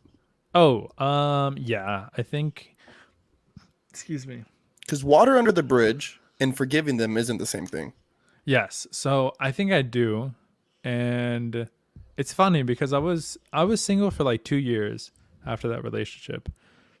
And and I thought like a lot about what had happened and kind of getting over everything, and finally when I felt like I was kind of ready, I kind of put myself out there again and ended up finding my girlfriend now. And I think it's funny because even though I've spent so much time being like forgiven, like we're good by myself, I still, in my new relationship, when I first started dating her, found that like there are still things that I couldn't see that are there that I need to like figure out. Um, that are due to this relationship, and different things that I would start to feel like very like, oh, this reminds me of my last relationship, but why? And really analyzing that and being like, okay, well, talking to her about like, I need you to not do this because this is what it reminds me of, and like this is kind of my history with this type of behavior, and I just can't have that in my life. But yeah, and vice versa. I think she did that with me too when she saw that I was doing things that she didn't like, stuff like that. But I think that feels, and over time it's gotten better and better. And at this point, like I don't think there's anything that she does do that reminds me at all about my past relationship. But it's just working on and healing on everything that I had experienced before. That's when it's like, we're good. Like, you're good. You don't have to ever say sorry. I've learned, and we're solid. But also, like, if she was here tomorrow being like, can we be friends? I'd be like, let's just not. No. That was gonna be my question right there. Not that she wants to be friends, but you're out at the Apple store in Fashion Valley, and you're picking up a new piece of tech. You're going to pick up the Apple iPhone 15. Yes. But you gotta buy a new block because it doesn't come with it. Fuck. And you bump into her. Do you say hi? Do you make small talk, or do you just kind of like brush it off and just walk the other way? No, I think like no, like if she was like anybody that I used to know, if there are people from high school that I used to know, kind of more in like passing, it'd be like, yo, what's up? How you doing? I hope you're doing well. I don't know if she's there with her family or, whoever she's with or whatever. Hi, nice to meet you. I'm Damien. It's really cool to see you. Hopefully you're doing well. I'll see you later. That kind of thing. Yeah. No, I think that's really big. I've said the same thing about all my exes too. Mm-hmm. I have no animosity towards any of my exes or anything like that. So I think that's really fucking mature. The twitching arm, bro. It's Wednesday. Wait, is that what's the thing called? Wild Out Wednesday? No, it's like a chopped off arm. It's called The Hand. The Hand. You're talking about from Addams Family? Man, yes, Addams Family. That's what I meant. I know Wednesday is a part of the Addams Family thing. Wednesday is the girl. She's from Addams Family. She is fine as hell. Sidebar. But wow, I would let her do bad. Well, anywho. Oh, the thing. It's called The Thing. The Thing. Oh, the thing. That's a rock. That's Fantastic Four. Fantastic Four. Yes, it is. And so, actually, aren't they supposed to bring the Fantastic Four into the Avengers? When is that gonna happen? In like 3 years or something like that. Yeah, it's fucking taking a long fucking time. Well, they can't lock down a new Reed Richards, and they're having all kinds of issues, and it's just also Marvel's like not it right now. I got the Funko Pops, but like it's just not it. We're gonna sleep on it for now. It'll come. Because Iron Man's dead. That's why, huh? No, bro. It's just it's so disappointing. They're just not. I feel like they've dropped writing for some reason. They're just not writing good stories. They're like making certain heroes like mega overpowered for no reason. Like I just saw. Well, the Writers Guild went on strike. Yeah, you know what I mean. And then Disney had went on. I don't know how verified the source was, but Disney had went on record, I guess, saying that they are going to promote, female leads and female characters to kind of push the franchise forward. Bullshit. And I mean, they're really behind Brie Larson, and none of the Marvels cast like Brie Larson. I mean, she's hot as hell, but she is a bitch. Sorry about it. I mean, dude, just watch her interviews. She's a fucking ass. I think what sucks is that they're doing it in the wrong way. Where like it is cool. I think it is cool to have female leads. Like that sentence shouldn't be cringe, but they're not. They're prioritizing the wrong thing. When it's like I just saw an interview, and it made me just be like, bro, what the fuck? It was like on TikTok or whatever, so short. But she was like, oh. Was it Sleeping Beauty or Snow White or one of the new movies that are coming out? Snow White, a fucking Mexican Snow White with no dwarves. Listen, I don't know, but there was like a reaction on top of it of like, bro, you're not even making Snow White, you're making a whole different fucking movie. Just make a different movie, and I think that's right. Like, bro, you can't just slap the fucking name on there, and you can't just force like the whole like were powerful. Message. Every time that you show like a woman on screen, it like defeats the purpose. If you gotta say it, like then the person's not strong. It's like if the person that's a leader has to say they're the leader, they're not the leader. It's Facts. so Yeah, it's so fucking cringe. That's absolutely. fact. You know what's funny about that is that well on the Snow White thing, there's no Prince Charming in that movie. Yeah. Oh, I didn't know, but I imagine that's probably. No dwarves, no Prince Charming. No Prince Charming. And it's funny because I was actually watching a video yesterday, and you know one of my favorite shows out right now is Ted Lasso, which you gotta watch. I gotta watch it. I watched 'Cause Severance. Amazing show. Yeah, bro. You sidebar. I was out, corpse. I was out the other night with some coworkers, and this motherfucker texts me, "Fuck you." And I looked at my He phone and I was called like, me. I I call him, and I'm like, "Yo, what the fuck? Like, why are you saying fuck you to me?" And he was like, "Oh, I just finished Severance," and I was like, "Oh yeah, it was good, huh?" I felt kind of bad. I was like, oh no, not like literally.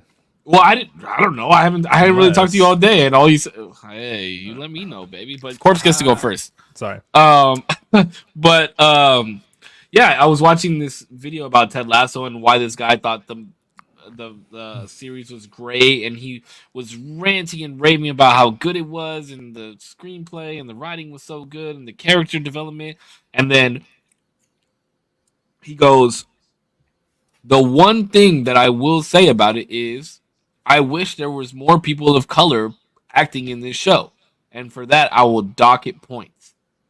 And in my head, I'm like, That's "Bro, crazy. you just talked about how much of a masterpiece this show was. You said it was great and the character development was awesome, but you're gonna give it shit because it didn't have enough colored people? Like, that's got to be the dumbest shit I've ever heard, bro." And when it comes to reviews, I unsubscribed to that guy because of that shit. Damn. I was like, that's dumb as fuck. What in the woke left? Listen, I don't want to get too deep into this, but because Corpse, do you have another question? Oh, there you go. I Yeah, do. right. I do. I apologize for going on No, that you're shit. good. And You're good. and I didn't want to dig too hard into the whole past, because I do Dig, know bro. your girlfriend. Well, I do know your girlfriend watches, and I do want to respect her. You know what I mean? But the three Oh, yeah. main questions I wanted to ask, I did get answers for, and I want you to know that it's good to hear this from you, because at 24 years old, I was dog shit crazy. That's fact. I can confirm. I was there. Bro, I was like, you couldn't tell me fucking shit, bro. You know what I mean? I was cutting people off, bro, like at the wrist. Yeah. At 24 years old, I had my son. You know what I mean? I was going through a lot of life changes. And the biggest thing I wanted to hear, because as you guys know, I've been battling with my own stuff, right? Especially when it comes to relationships. And so to kind of hear your take on it and its impact that it had on you, the fact that you won't, I'm very open about talking about this shit. I don't care. But to hear you is very reminding of who maybe I should have been back then. The maturity, the understanding. One thing I did want to ask though before I wrap up that topic is what do you think you learned? What if you could take one fat bullet point from it? What do you think you've learned from that relationship? Just like one, like the main thing. Yeah, give me your main squeeze.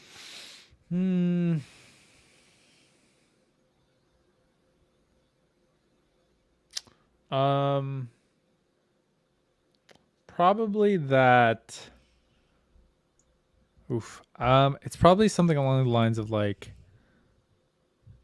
just because it happened doesn't mean that it needs to keep happening.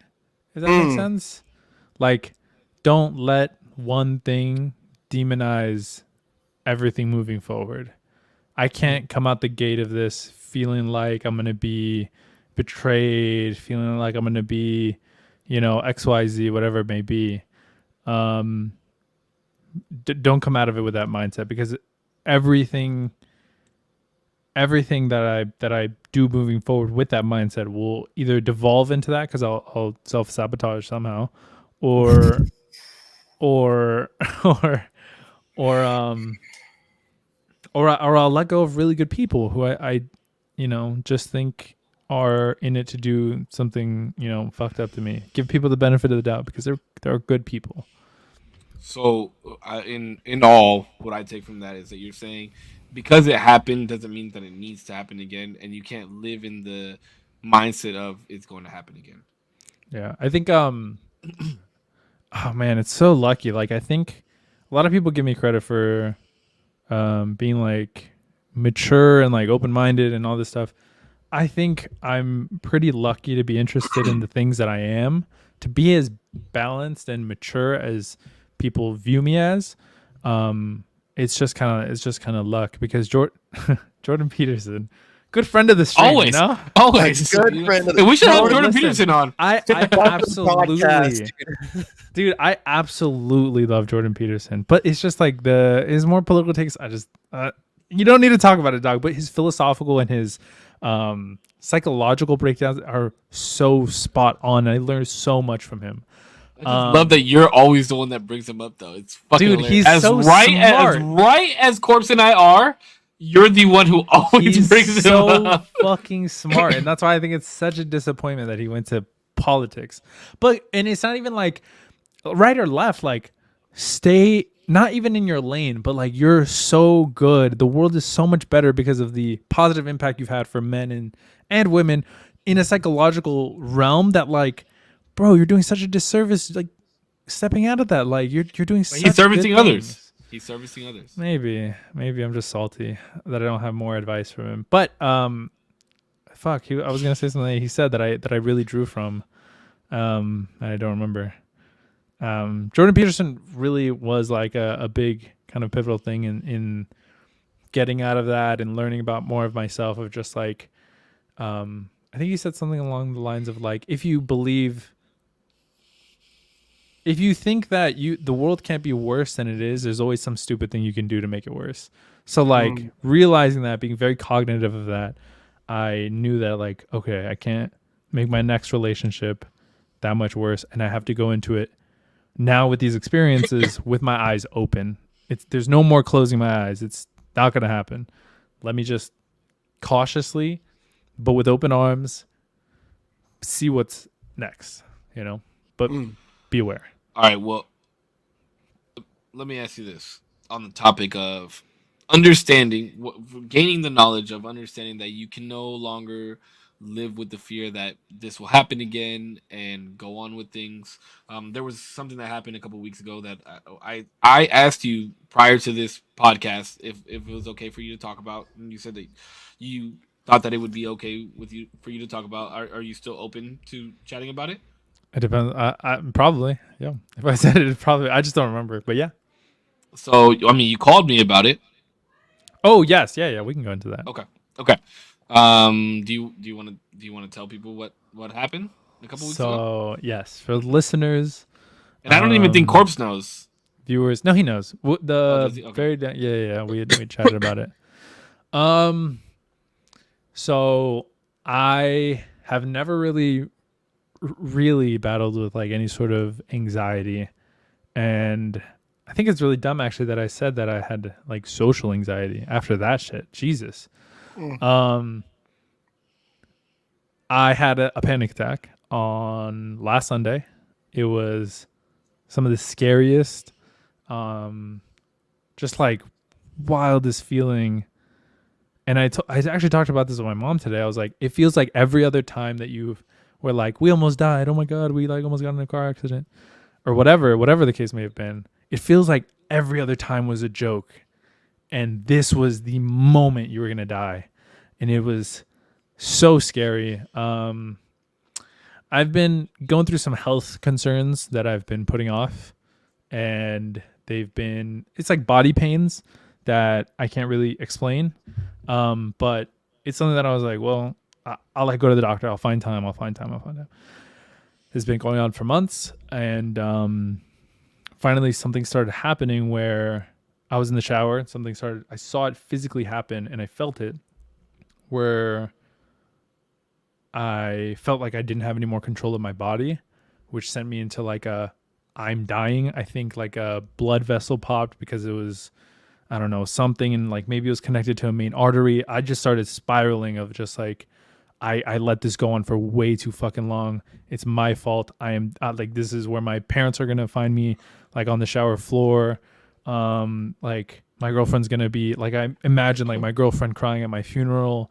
I imagine my mom like being devastated, getting the phone call, like all of these things all simultaneously, all at once. Heart was like racing. I couldn't breathe, but also hyperventilating at the same time. It just felt terrible. Holy shit.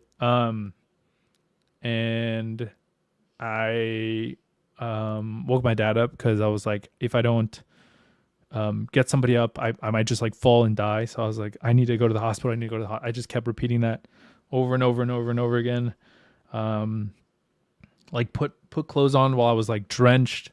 And I was like, I just need to go. I need to go. Like, we need to leave right now to the hospital. So I'm going to die. I don't know what's happening. Something's like super wrong.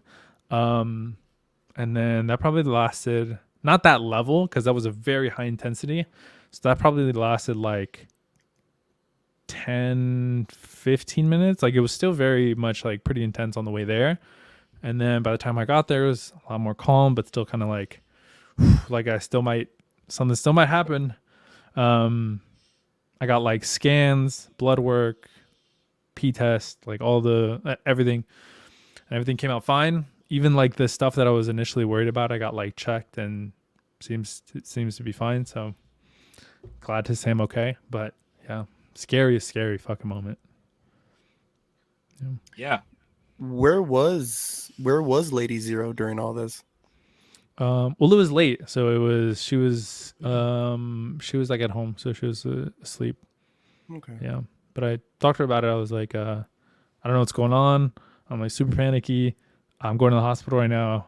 I don't want you to worry about it, but I don't know. I just feel like something's super wrong. I'm gonna go get everything checked out, whatever. But yeah, called my mom, told her.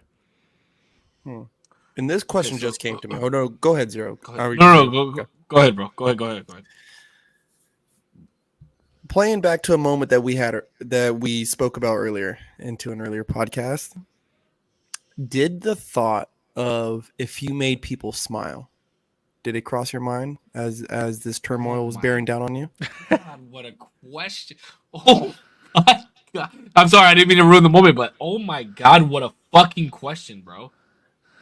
I don't want to say no. I don't think so.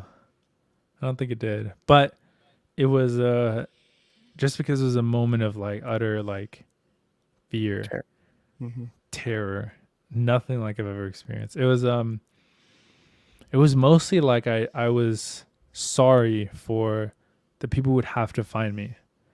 I'm like, I'm sorry that I did this. It was my fault. And now you have to find me, and that's not fair to you. So yeah, that's kind of more what I was feeling. So let me ask you. I got a couple questions I want to ask you. I know we talked about it. You called me. I think we talked on the phone for probably 30 minutes. And it meant a lot to me that you called me. You know, not to like be braggadocious about it, but it meant a lot to me. But it was, after I got off the phone with you, I was like, wow, Damien really just delved into this whole interview with me and asked me so many questions about how it felt and what it meant to me. Yeah, and wild. Literally all this shit. And like 5 days later, he experiences it. And it made me feel like shit because I said I would never wish this upon my own enemy. Like I literally said that I would be gone because of the way that it makes me feel. Right? Yeah. And here, one of my great friends is experiencing it, and it made me really emotional and sad. I was really like bummed out about it, but I was glad that you were okay, and I was glad that you called me about it because obviously you want to talk to somebody that has experience with it, which I was very grateful for. And then Putch, you probably don't know this, but like Damo and I go on walks at work during our breaks and our lunch and shit, and we chatted about it, and Cute. I know that. Just kind of to keep it brief, for our one of our conversations, you just your biggest thing was, your anxiety. You were you were afraid to build anxiety because you didn't know when it was going to happen again, And that's the reason why I brought the topic up, was because you said that from your past relationship you learned to understand that it won't happen again, or to not think about when it happens again. Um, do you think, from not only from the conversation that you've had with me via the podcast, but also via our walks, and now with the length of time separating when it happened to where you are now and time to reflect on it, um, do you feel that you still have that anxiety of when is it going to happen again, or are you more accepting of it happened? I know that it happened, and I know how the experience goes with it. I don't feel the yeah, because I'd say like up until fairly recently, it was almost like a sliding scale where it's like the day after shower turns on, heart's like kind of racing. I'm like, oh fuck, like I don't want this to happen again. What if it does? Like the took a little while to like get in, then it took a little while to like get started, and all I was thinking is like if I can get through today, tomorrow might be a little bit easier. And that's not like a fucking shower, dude. Like I never thought that a shower would be so fucking hard. You laugh, but it happens to people in other places that it scares them even more to do those things. Yeah. You know what I mean? Yeah. That's just a shower to you, but or that's just a shower to somebody else, but to you that was like a life or death situation, a fight or flight situation. You know what I mean? There's Yeah, it people was that wild. maybe they took a shit and it happened. Yeah. Which I example- honestly taking a shit actually helps. If it ever happens to you again, sitting on the toilet in a fetal position helps with getting rid of that. For example, bro, I can't walk into a house where I know my girlfriend is at, right? Like when I have dated, I can't walk into a house that I know she's there. I can't go in there with a massive amount of anxiety like blaring down on me. Like my face is on fire every time it happens. And you And know that's why I don't go watch movies. I don't go to the movie theater because of that. and we could talk about that definitely off stream, talk about privacy, but like I Okay, can't. I was gonna about to dig into that, but yeah, we'll talk about it after. Cisco knows. I'm pretty sure I told Cisco about that whole situation. But like, so yeah, so have you been able to find more comfort now? Knowing like, hey, I can get through these moments. And it's not going to just pop up. It's not going to rear its ugly head. Have you been able to make your way through it? And that's an honest question. Like, have you been able to make your way through the days? Yeah, I think first day was hardest. Second day was a little bit easier.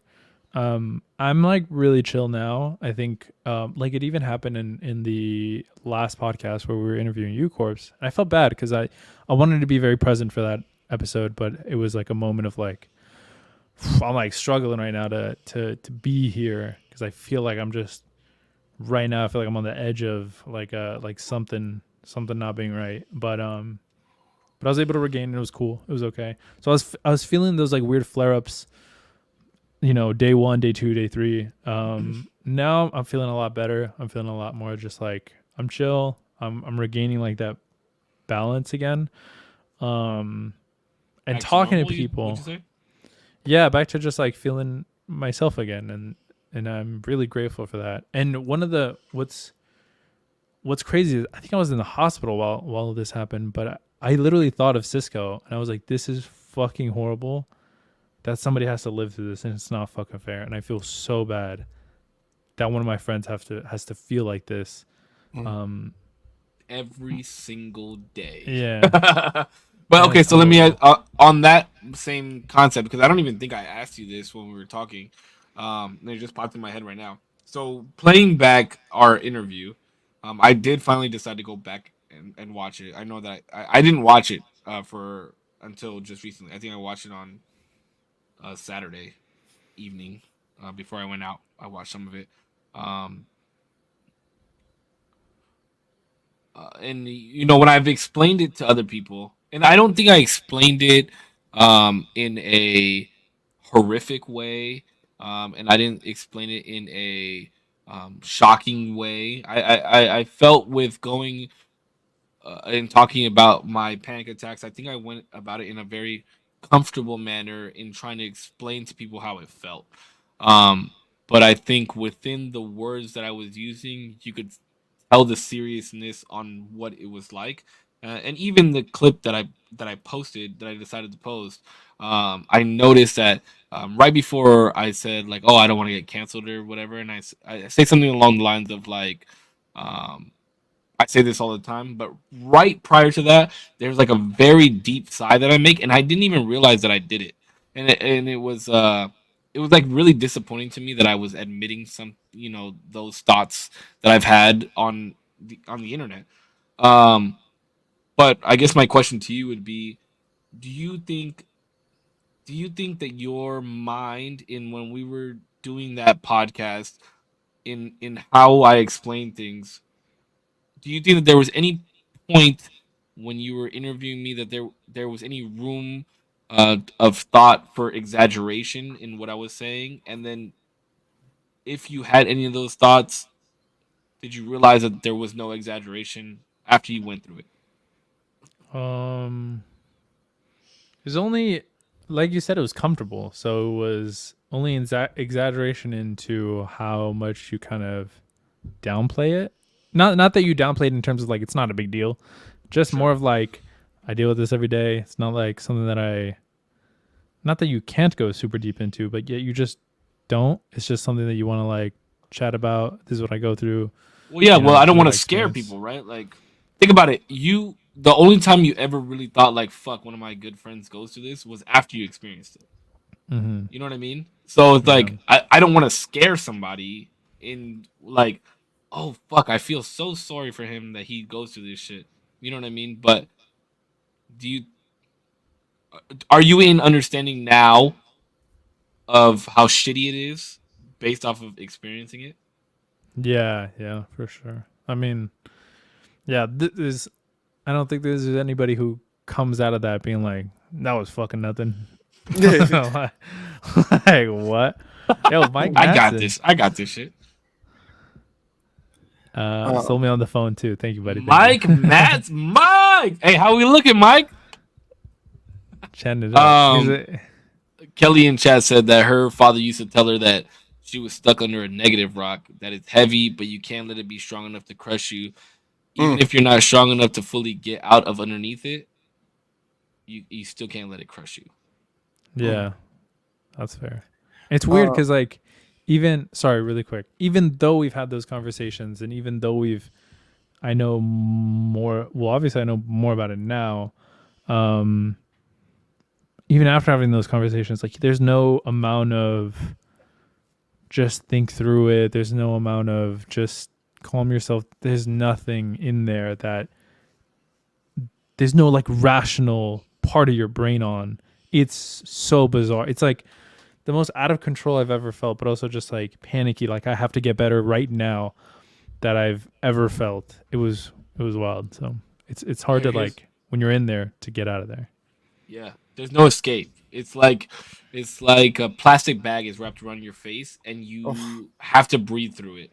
And then after 20, 30 minutes, it's finally like they loosen it up a little bit, but you're still like breathing the air that's in the Yeah, bag, and yeah, then yeah. all of a sudden the bag is like off your head and you're like, "Holy fuck, like what this is what breath feels like fresh air." Yeah.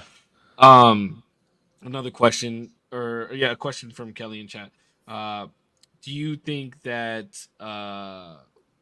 that experiencing this would now make you tiptoe around someone who has panic disorder after how awful you've experienced, or how you experienced how awful it is? Um, Not that you have to tiptoe around me. I'm just I talking guess about like tiptoe. other people Yeah, in general. I was gonna say tiptoe is kind of hard because I don't think I would be like. I would let the person very much tell me like what you're comfortable with because I don't think it's my place to be like, oh no, you shouldn't do that because you're gonna, you know, I'm unless I'm Trigger a panic understanding attack. it, yeah, it's not my business to be like, oh, you can't handle that. Like I want to make sure you're okay. Like what the fuck do I know? Yeah. Like you're gonna tell me, all right, this is gonna be my spot of like, all right, I can't do this, I can't do that, and I'll try to like be the best to do so. There's something that I talked to my girlfriend about. In sad situations, I'm not the best because I fortunately, super, super, super fucking fortunately, haven't gone through really, really tragic situations, and I know I will in the future. But it makes me kind of a bad person to talk to when something really tragic happens. Um, and I think, in a weird way, I'm glad this happened. And I think I told Cisco this because I'm able to now provide what I wanted somebody to be for me when I was going through whatever I was going through. I understood, like, oh fuck, this is what people mean when they're like, I just want you to be here for me. I just want you to be there, and you don't have to say everything's gonna be okay. You don't have to make everything better. No solutions are gonna work right now. I just need somebody to be there, and I didn't understand that until that happened. Where like I just needed somebody to be there, and that's Like it. your Yeah, dad being awake. yeah. So And okay, so let me ask. Oh, go ahead, Corpse. well, that was and I'm glad that you brought her up. Is what was her reaction once you got her on the phone? What was Lady Zero's reaction? What was her response? How did she come to your aid, That's exactly what I was gonna ask you. my guy? Like, that's like verbatim what I was gonna ask you. I think initially she didn't want to make, and I think I haven't talked to her about this actually. So I'm sorry you're hearing this for the first time. We can chat about it later. But the first thing, I was kind of mad that I don't think people, so I'll get into this. I think it's kind of good that my dad didn't make it a big deal. I was kind of mad initially when I wasn't getting spam phone calls from my girlfriend and my mom checking up to see if I was okay. My mom waited for me to call her, which was good because like I'm doing tests and shit like that, and I'm kind of panicking, so I don't want her to like blow up my phone. In hindsight, in the moment, I was like, "Yeah, what the fuck? Nobody cares about me, dog." But I think it was a good thing, and I talked to my girlfriend. Actually, I kind of did talk to her about this. I think my dad, although like not the best way to go about it, he kind of didn't make it a big deal. He's not a super big believer in like mental health. I think he's very much of an older generation to be like, fucking suck it up, dog. Not that he said that verbatim to me, but he was just like, I think you should get this under control. And I was like, yeah, dog, it's the first time this shit has ever happened. I have no idea what the fuck happened. Have you talked to him since about it? Nope, not really. And I mean, I don't know.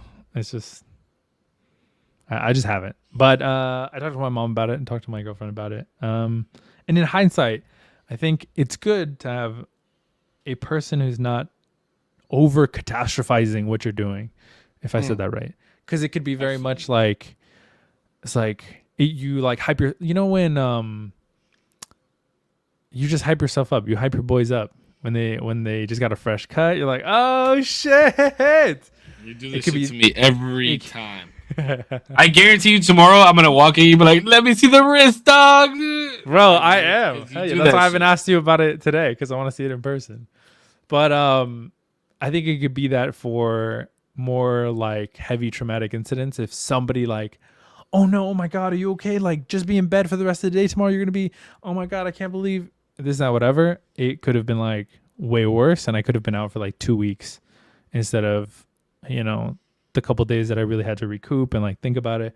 Nobody was like overly bringing it up. It wasn't like, oh my god, I can't believe you did, this happened. You had a panic attack, or how's your heart rate? How's your, everything. It was just like, okay, you're okay. You're gonna be okay. And Cisco said this too, which I appreciated. I was like, you're gonna be okay. It's past now. It doesn't mean it's gonna happen again. It's okay. And I thought that was really important. At first, I was like, bro, what the fuck? But she talked to me about it later. I think like the next day, and did a little bit of research. I appreciate her for that. On like, and checked up on me even on the podcast when I had that little like moment of not being here. She's like, I saw that, something happened. I wanted to see if you're okay. I really appreciated that. That was really cool. Yeah, I think that's important. I think with your girlfriend experiencing whatever she goes through, and understanding that sometimes people just need their space without over catastrophizing it, like how whatever word you use. I think it's important, man, because what a lot of people don't realize, especially people that have never experienced it, right? And you probably have these thoughts prior to experiencing it. Is how to respond to those things, and sometimes you just have to allow people their Give own me, give space. me 1 second. Sorry. Go Sorry, ahead. Go sorry. ahead. Good night, Dad. Tell him to wave. Tell him to wave to the camera. Night, I Dad. want you to wave. Just wave to the camera. Say hi. Hello. Alrighty, I'll see you. Oh, I like how he has on his door that he's live. Yeah, bro. How's they gonna know? Uh, That's how did fucking dope, bro. They're like, no girls allowed. Yeah. But I think that's important, and I think it again shows the um, dynamic that your girlfriend and you have, which I don't want to say I'm envious of it, but I think it's I think I told you this. I told you that if your girlfriend was open to being on camera, I think that you guys would make a great duo for a couples podcast. I think that would be That'd fucking be pretty cool. amazing. How dope it would be to see your guys' dynamic to just chat about different shit like this. But I think it's very big of her to allow you your space. And although you didn't realize you needed it at the time, I think that may have helped you as well. Mm-hmm. Space is Yeah. important, man. Yeah. I like? I mean, I will say for Cisco, and it's funny that we've had these text messages back and forth, and we all kind of have went through our own space of kind of venting, especially me and Cisco. You know what I mean? Because Damien is happily in love, fucking bastard. But it's good to also hear how earlier you spoke of how you could approach her about like, hey, this is kind of like setting me off. I don't like using the word triggered, but like this is like setting me off. I don't really like this. Like, can you work on this with me? And she allowed you the space to heal and allowed you the space to also, be constructive of her. You know what I mean? And she's really kind of, from what I've gathered, right, has been able to kind of hold you down in that sense. Like, hey, my man needs this from me, and this is what he's going to get from me. And you give you the space to operate with your podcasts, do your videos. I mean, I don't know how often she is on any of your other videos or stuff, but you seem, from what I could tell from past, private, and so you're going to keep a lot of that private. Mm-hmm. Um, would you say, I'm gonna say a bunch of words and none of them make sense, but they sound funny. As a as a heterosexual cisgendered male, Wow. would What you? the fuck? What the fuck No, are we keep doing? going, keep going, Hold keep on. going, keep Yo. going, keep going. As Wait, a where hetero- is this question coming from? Yo, we can't. there were just words and I thought they were funny, and so I was like, I'm gonna say these words together because I definitely Okay, want to go, ask. go, I go, definitely want go. to ask Damo this. As a As a- heterosexual cisgendered male, um, you would is it safe to assume that you're in love with this woman? I'm very much in love with this woman. Yeah. Okay. And Yeah. what was the time, or what was it inside of yourself that said, "Damn, I love this girl"? I like the idea. I learned this from a TV show, and it's dumb. Well, it's not because I'm using it now, but it's. I think it's really cool that there's not one instance where you can say that this is where I fell in love with her. It's like a weird gradient where you don't know where it started or stopped. Well, obviously it hasn't stopped, but you don't know where it started. I think that's really cool. It's like the little things that are the building blocks that eventually turn into the building that you're looking at, and you're like, "Oh, the fuck did that happen?"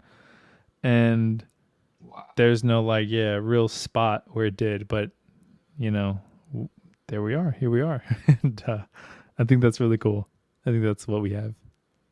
I think it's important because, again, me and Cisco come from two different places, right? From, especially in comparison with you, where you're much younger. You know what I mean? And you've experienced love in a different time, one, and you've also experienced love in a different fashion. We've experienced the love of children, and we've also experienced love that does end, that has a certain ending point, right? Where Or that we don't want to end. that we didn't want to end. You know what I mean? And have to hold on to that, and those small pieces. You know what I mean? That we still clutch onto. And it's cool to hear that this light gradient that that just fades into this feeling that you're experiencing now. I think she speaks your language. And it's beautiful because there's been no other topic that we can ever really talk about with you that I've seen so far has been fucking your girlfriend, dude, and goddamn technology. Wait, did An you just iPhone. say a topic is fucking his girlfriend? Is that what you just said? It is what I said, but that's not what I meant. Comma. There's a comma in there. Comma Yeah, there. okay. Because wait, I was like, wait, what? I don't know if that's I ever. I am so sorry. Somebody's going to clip that and put that clip on that loop. shit. Hey, we're posting that shit on TikTok, Instagram Reels, YouTube Reels tomorrow. Hold on. Somebody play this back. Hold on, rewind. There's been no two topics that you've lit up more about than talking about your girlfriend and fucking technology. I think that's a proper way to say that. Well, yeah, he unplugged his dildo earlier. True. Yeah, we've true. been, you know, and It's a vibrator, really. his you know. odd obsession. And it's beautiful, man. And I want you, and I want to be able to say that because there is a level of envy that I do hold, but it's envious in the manner where it doesn't drive me to become jealous, right? Or pessimistic or doubtful. It encourages me, like when I see other people who dance really good, there is a level of envy, but it doesn't drive me to hate on them or to wish bad on them. It drives me to get in the fucking lab, right? To go practice. Like it's like, damn, I want to be good like them. Like, you know what I mean? But not only good like them, but be better than that. Like, you know what I mean? Because dance is a competitive sport, but love isn't. Love is not a competitive fucking sport. And it's just really cool, bro. And I wanted to make sure like I said that and so that your girl can hear it, bro. It's whatever she's brought into your life on whatever little gradient scale that you got there, boss man. I just hope that it gets brighter, bro. Thank you. And I'll say, oh, go ahead, Demo.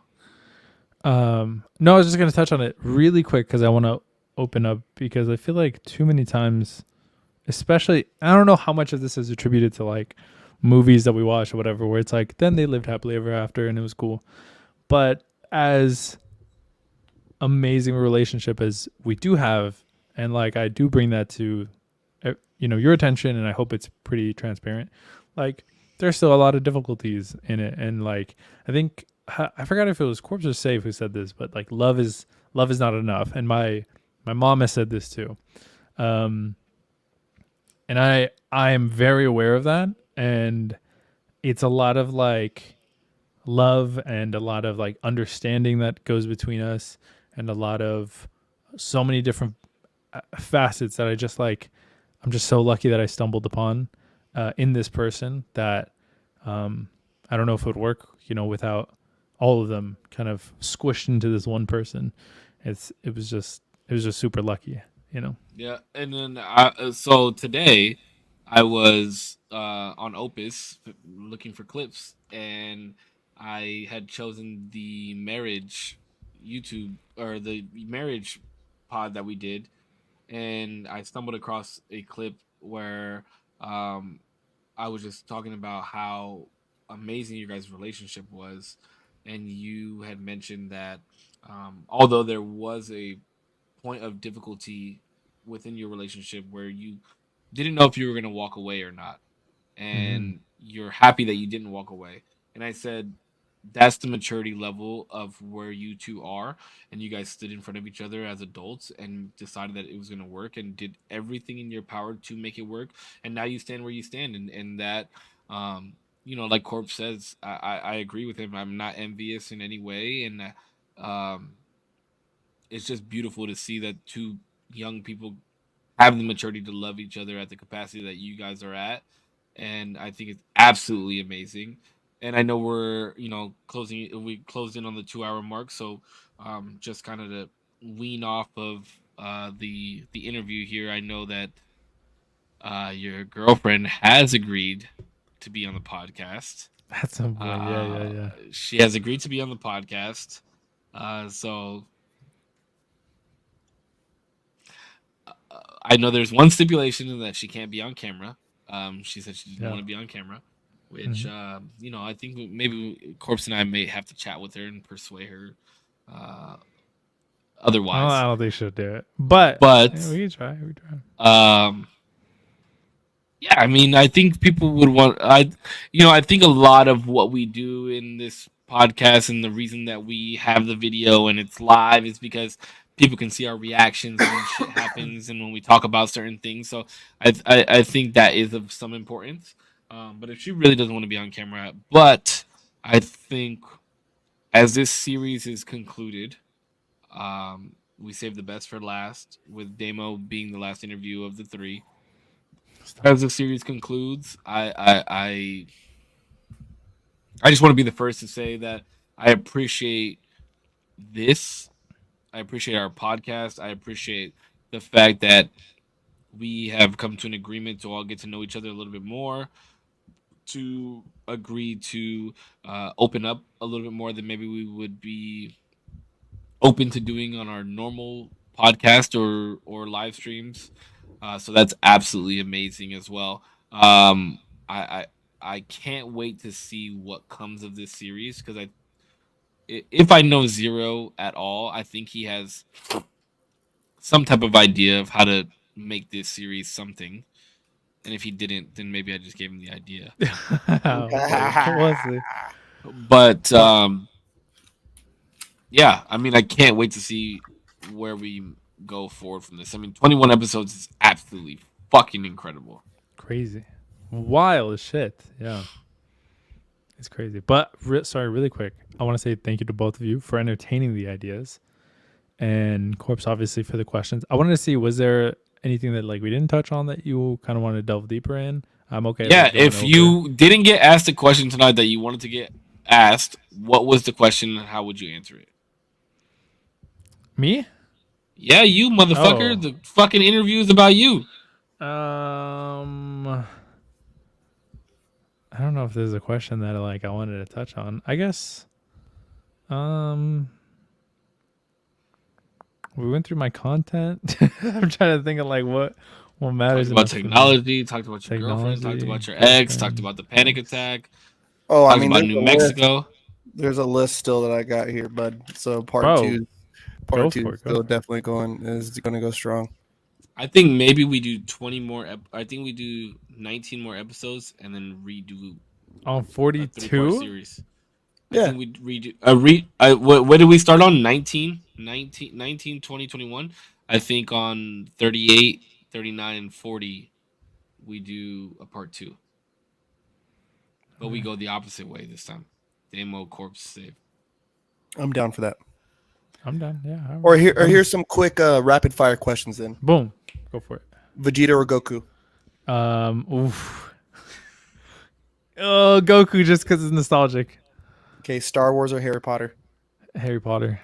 Oof, sorry. That's a crazy answer. He likes both. Yeah. That's a good I love answer. both. Yeah, but both. Harry Potter's goated.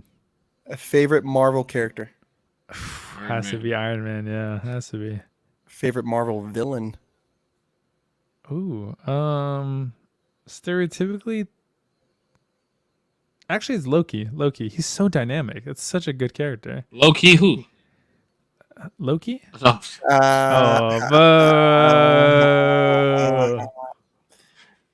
And if you were going to take your girlfriend on a first date over again, where would you go? I think our first date was really good. It was a little awkward. I always say this, that it was a little awkward. We went to the movies. Super stereotypical. Yeah. Shut the fuck up. It was super stereotypical. We went to the worst first date. We went to the movies. We saw Bohemian Rhapsody, and this is where it's different. Great fucking movie, though. Movie. Wait, that great fucking film. Okay. I'll give you that one. That's a great fucking movie to go see. I thought it was really good. She didn't care for that much. Great movie. Oh my god! Wait, hey, I'll give you this for the movies, this for fucking the movie that you went to go see, and this to your girlfriend for thinking that was not a great movie. she just didn't care for it too much. If I remember correctly, I might have butchered that. This is where it was different though, because like, and this is where it could have gotten like wrong because we saw the movie. No, we saw the movie. And then I was like, well, we didn't really like talk or anything. So like, let's go to Ralph's or something. It was the only thing that was open. Ralph's. It was the only thing that was open. Okay, so, I can dig it. Go get snacks. I can dig it. So we go to Ralph's and it's still a little awkward, and I'm doing some like weird, cringy like arm move. It was just bad. It was bad. It was When you bad. put your arm around her at Ralph like this. No. There was like a point where like I had kind of made a joke. She had kind of laughed. I like kind of brought her close, and it was like, at the time it was like smooth motherfucker. But Risen her up, huh? a little later, she was like, I don't know why the fuck you did that. That was kind of weird. I was like, oh damn. But game, bro. yeah, but after Ralph's, I don't know why we were waiting. I don't know if she was like kind of just waiting to get the Uber, but we started chatting. Get an Uber. You didn't take her home? I didn't take her there. I didn't pick her up or anything. We had literally never met till then.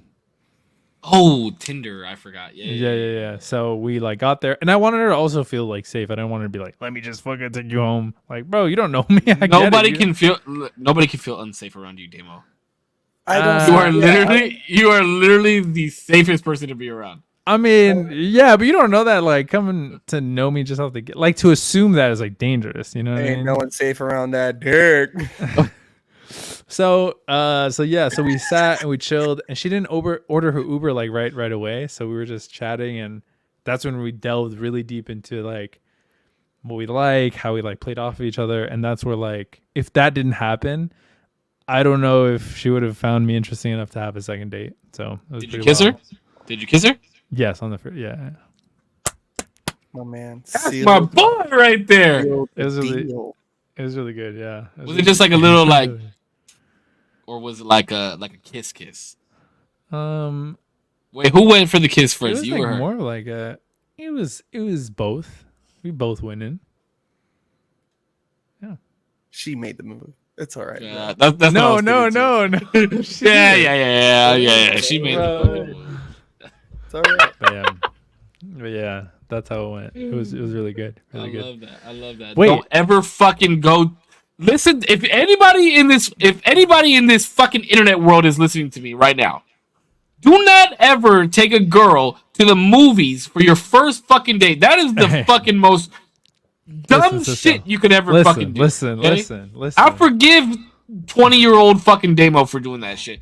But god damn, if anybody else is listening, do not take your girl to the fucking movies for the first date. That is so stupid. Take her to like fucking the Ceramic Cafe or something where you guys can fucking paint little worms. Like go do something where you're in front of each other talking and shit.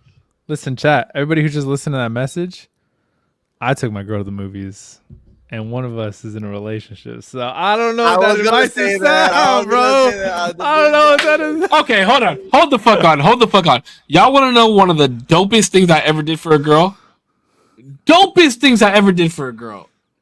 Bro, I took this girl.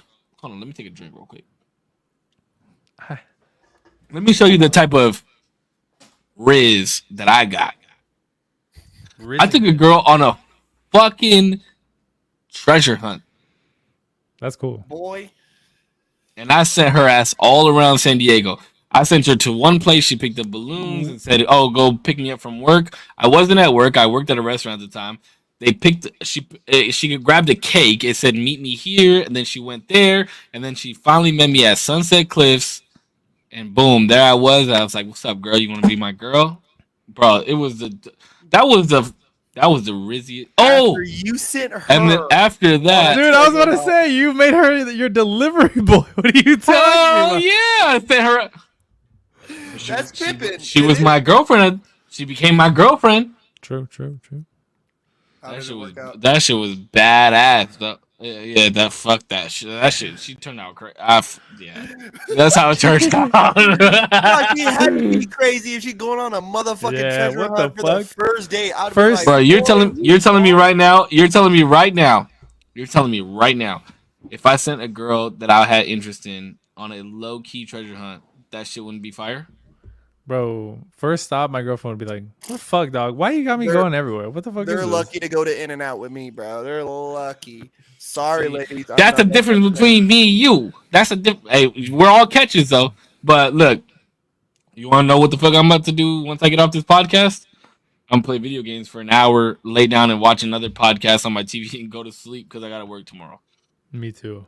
The movies go to are sleep. better than a Because that smart IQ, 1,000 IQ play, you don't have anything in fucking common yet. You watch a movie, you've had an experience together, you can talk about the fucking movie. If nothing else, if you can't vibe with anything else, you're like, fuck, at least the I movie need was to know good. that I have something in common with you to go on a fucking date with me.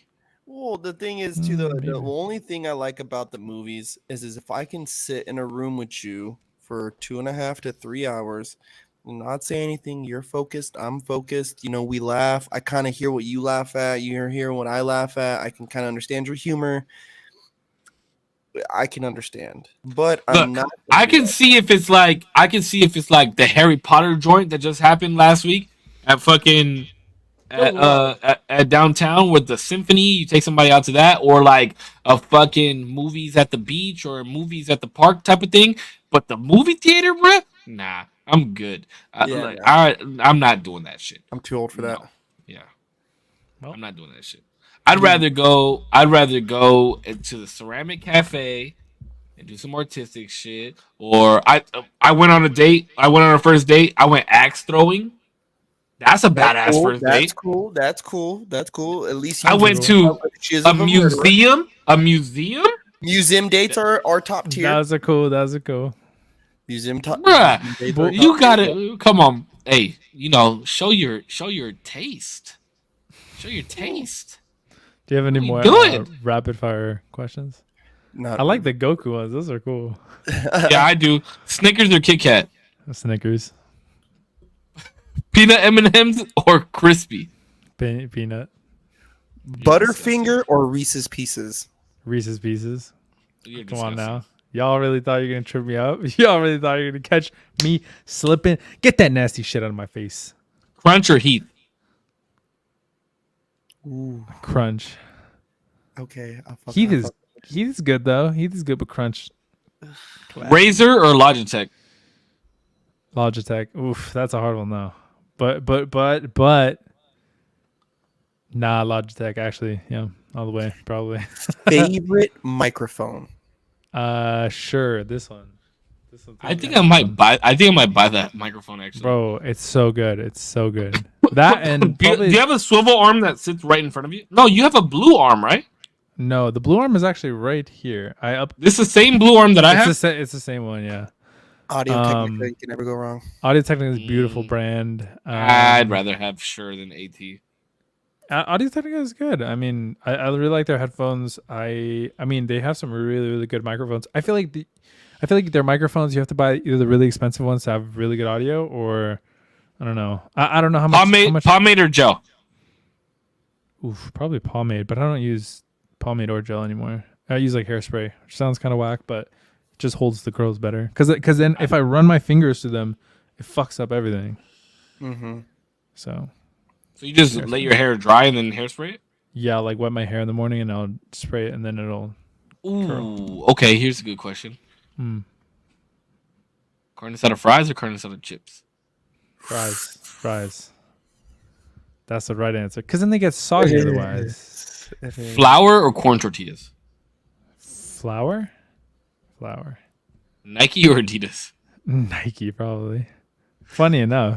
High top ones or mid? High top, but before I was listen, I wasn't delved into like the sneaker world. I didn't know it was wrong, but you know what? I Hold like on. mids. Hold on. What is this comment that I see in your chat? What is the comment? What am I chat? Made your girl run errands? He made his girl run errands. It was when you were talking about On the first date? that. Yeah. Did you buy groceries on your first date? No, she's saying that you made your girl run errands with the fucking goose chase thing. Bruh, that was... Bro, I can understand if you were a fucking I don't give a millionaire. fuck what anybody If says. you were working at I a don't give a fuck what restaurant, my G. Like, come on. I mean, listen. Hold on. Look, Hey, listen. he's balling, bro. I'm not an ugly motherfucker, right? You're not. I'm not saying that at all. The fact that Ogirl actually did it and agreed to be your girlfriend means that she was Big into ups.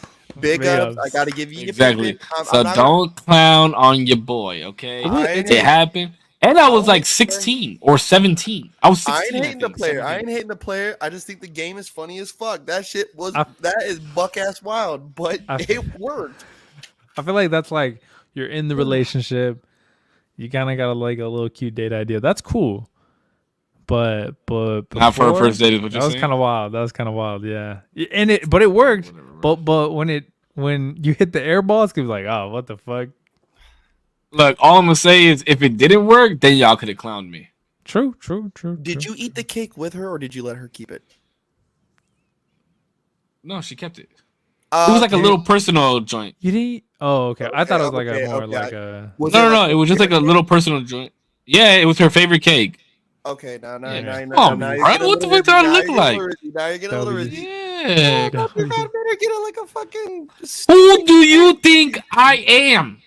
I don't know. I don't know anymore. After You that. think I do things with no purpose? Do you think I do things with no purpose? I know. Pay attention to everything. Attention to detail, mother. Why? Because I don't have a girl around right now? I don't give a fuck. That's why. Listen, buddy. Listen, your love. My dogs can provide better cuddles than anybody. That's fair. All right, guys. So let's do these sign offs. Playing up so lonely. Let's do these sign offs. Demo for last. Yeah, Sounded like I wanted the DoorDash cake for free. my guy, dude. Check it out, you guys. That's It's been good another shame, successful episode. Yeah, I want to say thank you again. Like always, I want to say thank you again to the viewers, everyone who's been tuning in, all that. The last podcast is doing better than I hoped it would because people are watching me cry. Cisco's episode's doing good. Yeah, Demo, and I wish the most success on this one and in all your endeavors, brother. You're supported here. You're celebrated here. You guys know I always do my little sign off. I heard this actually last week, and I think it's funny. But there's an Arabic saying, right? And it goes, "May you find someone who speaks your language, so you don't have to spend a lifetime translating your soul." And I do truly think that you found that, and I think that we found that in each other. Good. But I think you've definitely found that, brother. And I wish you guys, in y'all's relationship, the most success. And guys, as always, I wish us the most success. Viewers at home, have a good day, week, month, year in life. Until next week. Yeah. Thank you guys so fucking much for tuning in. I know that a lot of you guys tuned in for the 3-part series of getting to know the host of the Usual Tuesday, and I'm very appreciative for everybody that tuned in, for showing the clips love, showing in the DMs, in just being here, the likes, the shares, the follows, the comments, the stars, the whatever else you guys give on everybody else's platforms. So thank you guys so much for allowing us to give each other our flowers while we're still around, but also giving us our flowers within being here. This was a great episode. I think that a lot of people got to see a little bit more of where Zero comes from and the way that he thinks about certain shit, which is absolutely amazing. Make sure you guys go follow his channel so you guys can go and follow his other channel if you guys are into the tech shit. I'm sure he'll be releasing a video on the iPhone 15 once he gets it. Maybe he can get me to do a collab video since we have the same watch now because he convinced me to fucking do that. Cool. But yeah, I'm glad that we were able to give Zero his flowers. I'm glad that we were able to give Korpsx his flowers. I'm glad that I was able to get his my flowers. I'm thankful that throughout this 3-week series that our words were really held with meaning in more ways than none. And I think that it's very important for us to continue to do so. We've made it to 21 episodes, which is absolutely amazing. So here's to 150 more. As always, thank you guys to Zero's community, Korps's community, my community. You guys are the absolute best. As always, you guys stay healthy, stay happy. I love you guys. Keep smiling, and we'll see you guys on the next one. What legends. Listen.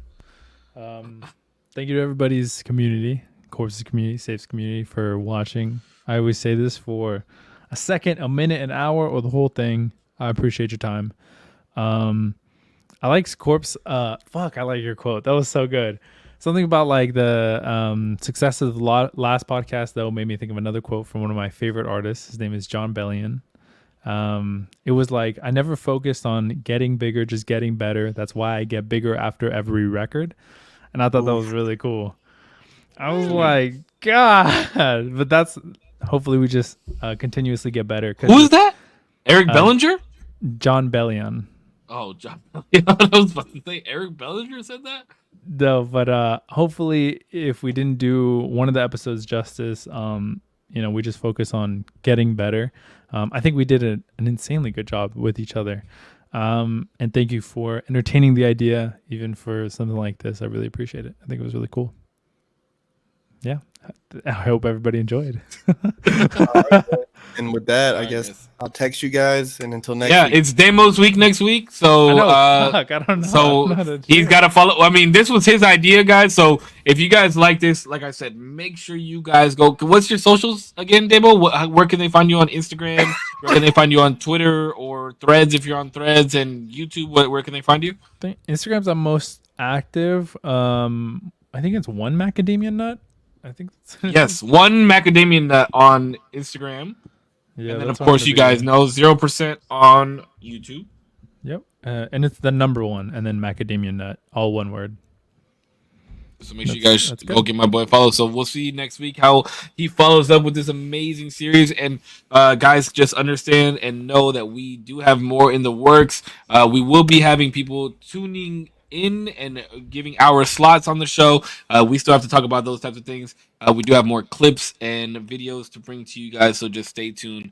Thank you guys so much. We'll see you guys next week. We love you. Love you guys, man. Peace out. All right, brothers.